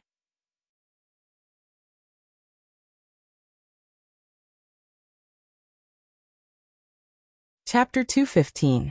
Fang Yingying grabbed Fang Haohan, who wanted to go back to the stage, and said, "Stop them? If they really want to fight, can you stop them?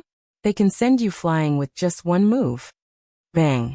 "But I didn't do anything wrong. Why should I die with you?" Fang Haohan asked with a confused face, holding a few unfinished glasses. "Junior Martial Uncle asked you to call back for help. Who did you call?" Fang Haohan was simple and honest, but he was not an idiot. After listening to Fang Yingying's words, he immediately became suspicious of his behavior. "That's true," Qin Yitian said softly. "Know yourself and know your enemy, so that you can win 100 battles.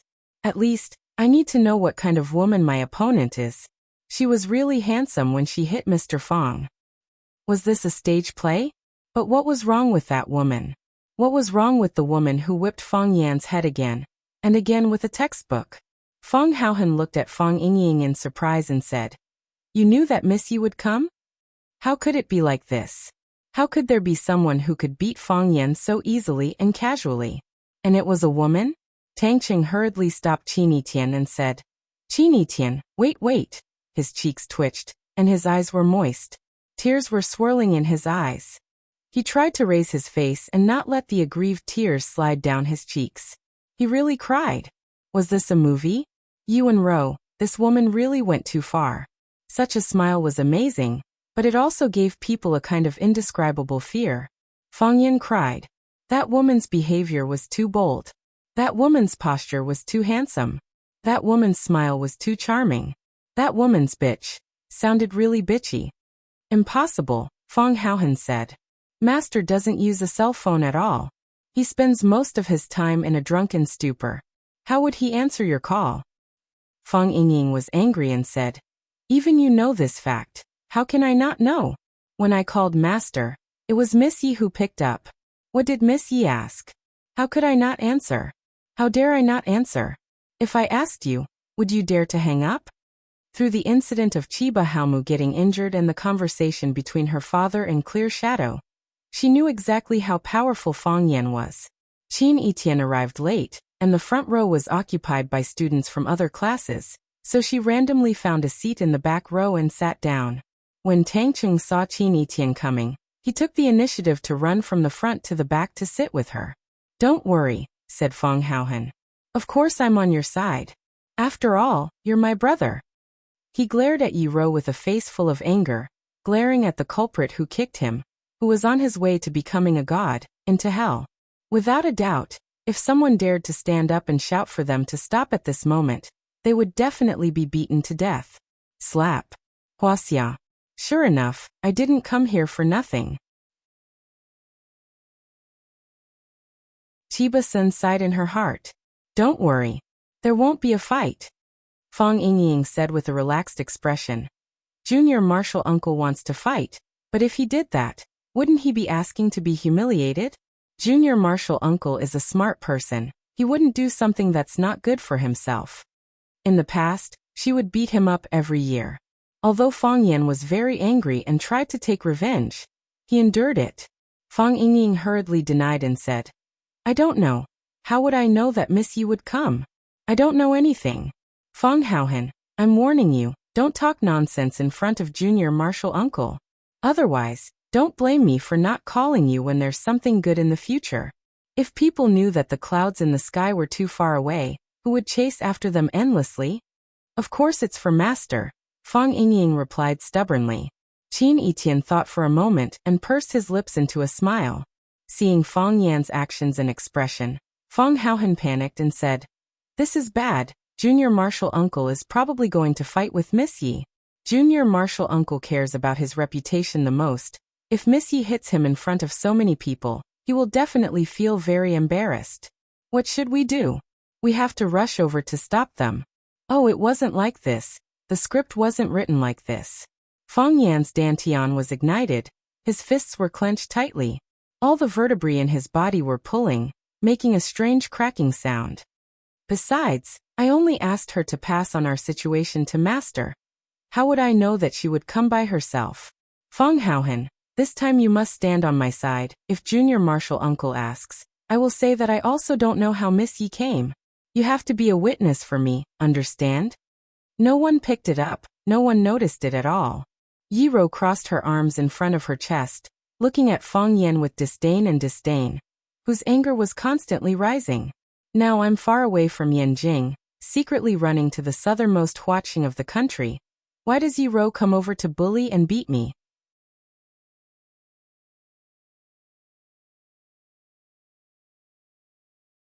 Chapter 216. Mom. Fang Yingying and Fang Haohan felt like being struck by lightning. They were shocked by the way Fang Yan addressed Yiro. How could the powerful, violent and beautiful Miss Yiro become junior martial uncles, mother? Yi Wenru beat her martial uncle like Ultraman beating little monsters. It had become a norm in her life. How could these two people be mother and son? Which mother would be willing to beat her son like this? Fang Yingying thought sadly. He felt sorry for junior martial uncle. Fang Yingxiong and Fang Haohan knew what was going on, so they were only shocked by Fang Yan's shamelessness and guilt. They knew that they were shameless, but they did not know about Ho Yang's lazy lifestyle. But the audience who didn't know the truth suddenly burst into an uproar. Did you hear that? Mr. Fang called that woman mother. Oh my God, Mr. Fang's mother is so young and beautiful. I don't know how she takes care of herself. No way? My companions and I were all stunned. The whip queen in my heart is Mr. Fang's mother? Then I have no hope at all? I don't think so. They don't look alike at all. How could a mother beat her son like this? Is she Mr. Fang's girlfriend? They look like a good match. Tang Qing felt a little regret in his heart. He turned to Qin Yitian and said, now their relationship is clear. The one who beat him is Mr. Fang's mother. Fortunately, you didn't go on the stage just now, or I don't know how to end it. Now you can rest assured, right? It was not easy to find an opponent who could compete with Qin Yitian, and it was a woman whose aura was not inferior to that of Qin Yitian. If she could win over Mr. Fang Yan, then the success rate of pursuing Qin Yitian would increase by several percentage points. Such an outstanding woman. How did she become Mr. Fang's mother? Qin Yitian looked at Yiro thoughtfully. This woman is very interesting. As for Tongqing's question, she didn't even bother to answer it. Only an idiot would believe that this woman was Fang Yan's mother. Can you understand Fang Yan's difficulties? He couldn't let the news of him being beaten up by a woman spread throughout the entire school. No, it was very likely that it would spread throughout Huaqing. He couldn't allow his image as a male idol to collapse. He couldn't allow himself to become a joke among the teachers and students. He was the Fang Yan with ideals, dignity, and face, not the Fang Yan who had been hit 3 times on the head by a woman holding a book. As a teacher, Fang Yan was too embarrassed to punish his students in this way. Yiro, that woman. Of course, she had done worse things, so it was not difficult for Fang Yan to accept. If it weren't for the humiliation, if it weren't for the fact that he didn't want to be beaten up by Yiro every year in front of the elders and juniors of the Fang and Yi families, and if it weren't for the fact that he didn't want to become a joke of the other families again, they would greet each other by asking, is Fang Yan awake today? If it weren't for these reasons, why would he run away to be a teacher? But weren't there too many people today? Wasn't the scene a little too grand? Forced to do so, Fang Yan had to use this ultimate move. Men were bitter and tired. Men worked hard to earn money to support their families, but they were often punished to kneel. If it was the wife who hit the man, others would think that the man was really a grandson. If it was the mother who hit the man, others would think that the man was really a filial son. The reason why Fang Yan called Yiro mom was actually to make others misunderstand that it was a family conflict. Besides, wasn't it a natural thing for a mother to hit her son? When they secretly talked about how pitiful Mr. Fang was, they would also add, Mr. Fang is really a gentle and filial man, right? Mom. The smile on Yiro's face instantly became extremely stiff. Because of the anger and shyness, her ears were smeared with a layer of red. Obviously, she didn't expect that Fang Yan would fight back in this way. Fang Yan, it seems that you haven't changed a bit after not seeing you for a long time.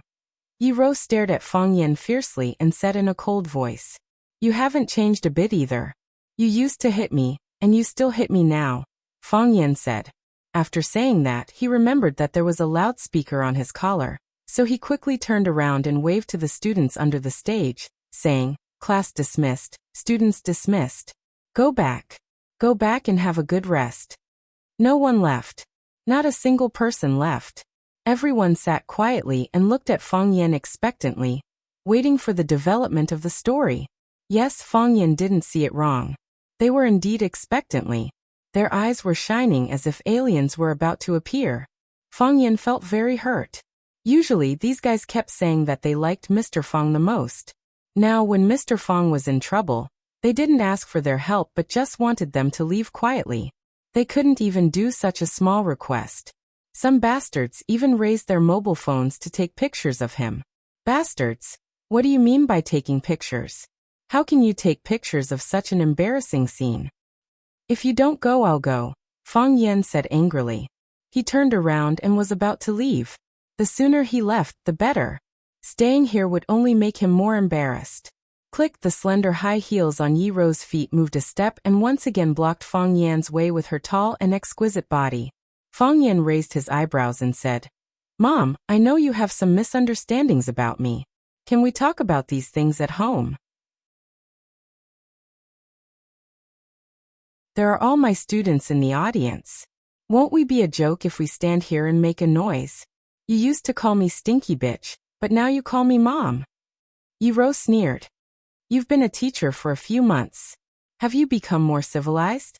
Stinky bitch? What stinky bitch?" Fang Yan said in a low voice.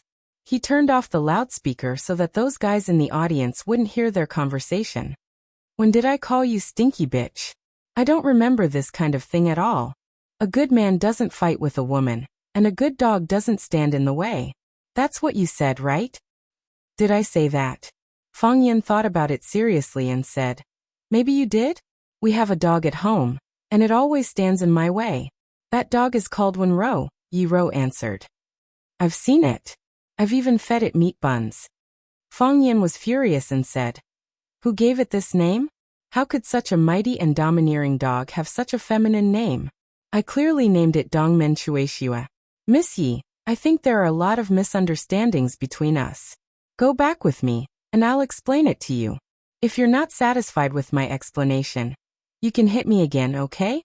Now you want to explain?" Yi Ro looked at Fang Yan with a sneer and said, "You ran away from home and abandoned the annual competition agreement between the Yi and Fang families, leaving me to deal with it alone. Why didn't you think of explaining at that time? Write a letter and ask someone to send it to me. Stinky bitch, an old man doesn't fight with a woman, and a good dog doesn't stand in the way. I left and never saw you again. This was written by you. I didn't miss a word, did I? Why didn't you think of explaining at that time? You scolded me as the ugliest woman in Yanjing, the leader of the Yuxia clan, the first honorary president of the International Union of Ugly Women, and I didn't need makeup to act in a horror film. You said you never worried about the World War, but worried that I couldn't get married. You raised a Pekingese and named it Yi Ro. When you were free, you threw your dirty shoes and stinky socks out and let it pick them up. You called me mom in front of so many people. Do you think I'm a fool? If I'm not stupid, why would I give you a chance to explain?" Fang Yan looked at Yi Ro shyly and said with embarrassment, "You know all these? Is there anything else you want to add?" "Actually, your summary is very complete," Fang Yan said. "Can you tell me who betrayed me? And then, I'll beat him after I'm beaten." Fang Yan's tone suddenly became murderous. "Is it Fang Yingxiong and Fang Haohen? I knew they didn't have good intentions when they came to Flower City to find me. Maybe they're the spies you sent." Yi Ro smiled and looked at Fang Yan. "Fang Yan, after so many years, you must not know a secret." "What secret?" "I like you when you're shameless." Fang Yan's heart thumped wildly as he asked in pleasant surprise, "Is what you said true?" "Of course," Yi Ro said. "In that case, I won't feel guilty when I beat you. I feel sorry for myself if I don't beat you. Can you understand this feeling?" As soon as Yi Ro finished her words, she leaped into the air and grabbed at Fang Yan's neck like a dragonfly playing with a cat or an eagle fighting a tiger. Fang Yan turned his body and quickly dodged Yi Ro's attack. Yi Ro's ability to stay in the air was very strong. When her right hand missed, She waved her left hand again. With his right foot as the center, Fang Yan fled to the periphery in 360 degrees. Yi Rou's hands attacked quickly, dazzling people's eyes. Fang Yan's body spun like a tornado, making people unable to tell the real body from the illusion. Spin. Spin again. Plum blossom steps, cross doppelganger steps, drunken crane riding the wind. Fang Yan's chest was punched by Yi Rou. His body flew backward and crashed into the wall behind the curtain. Crack.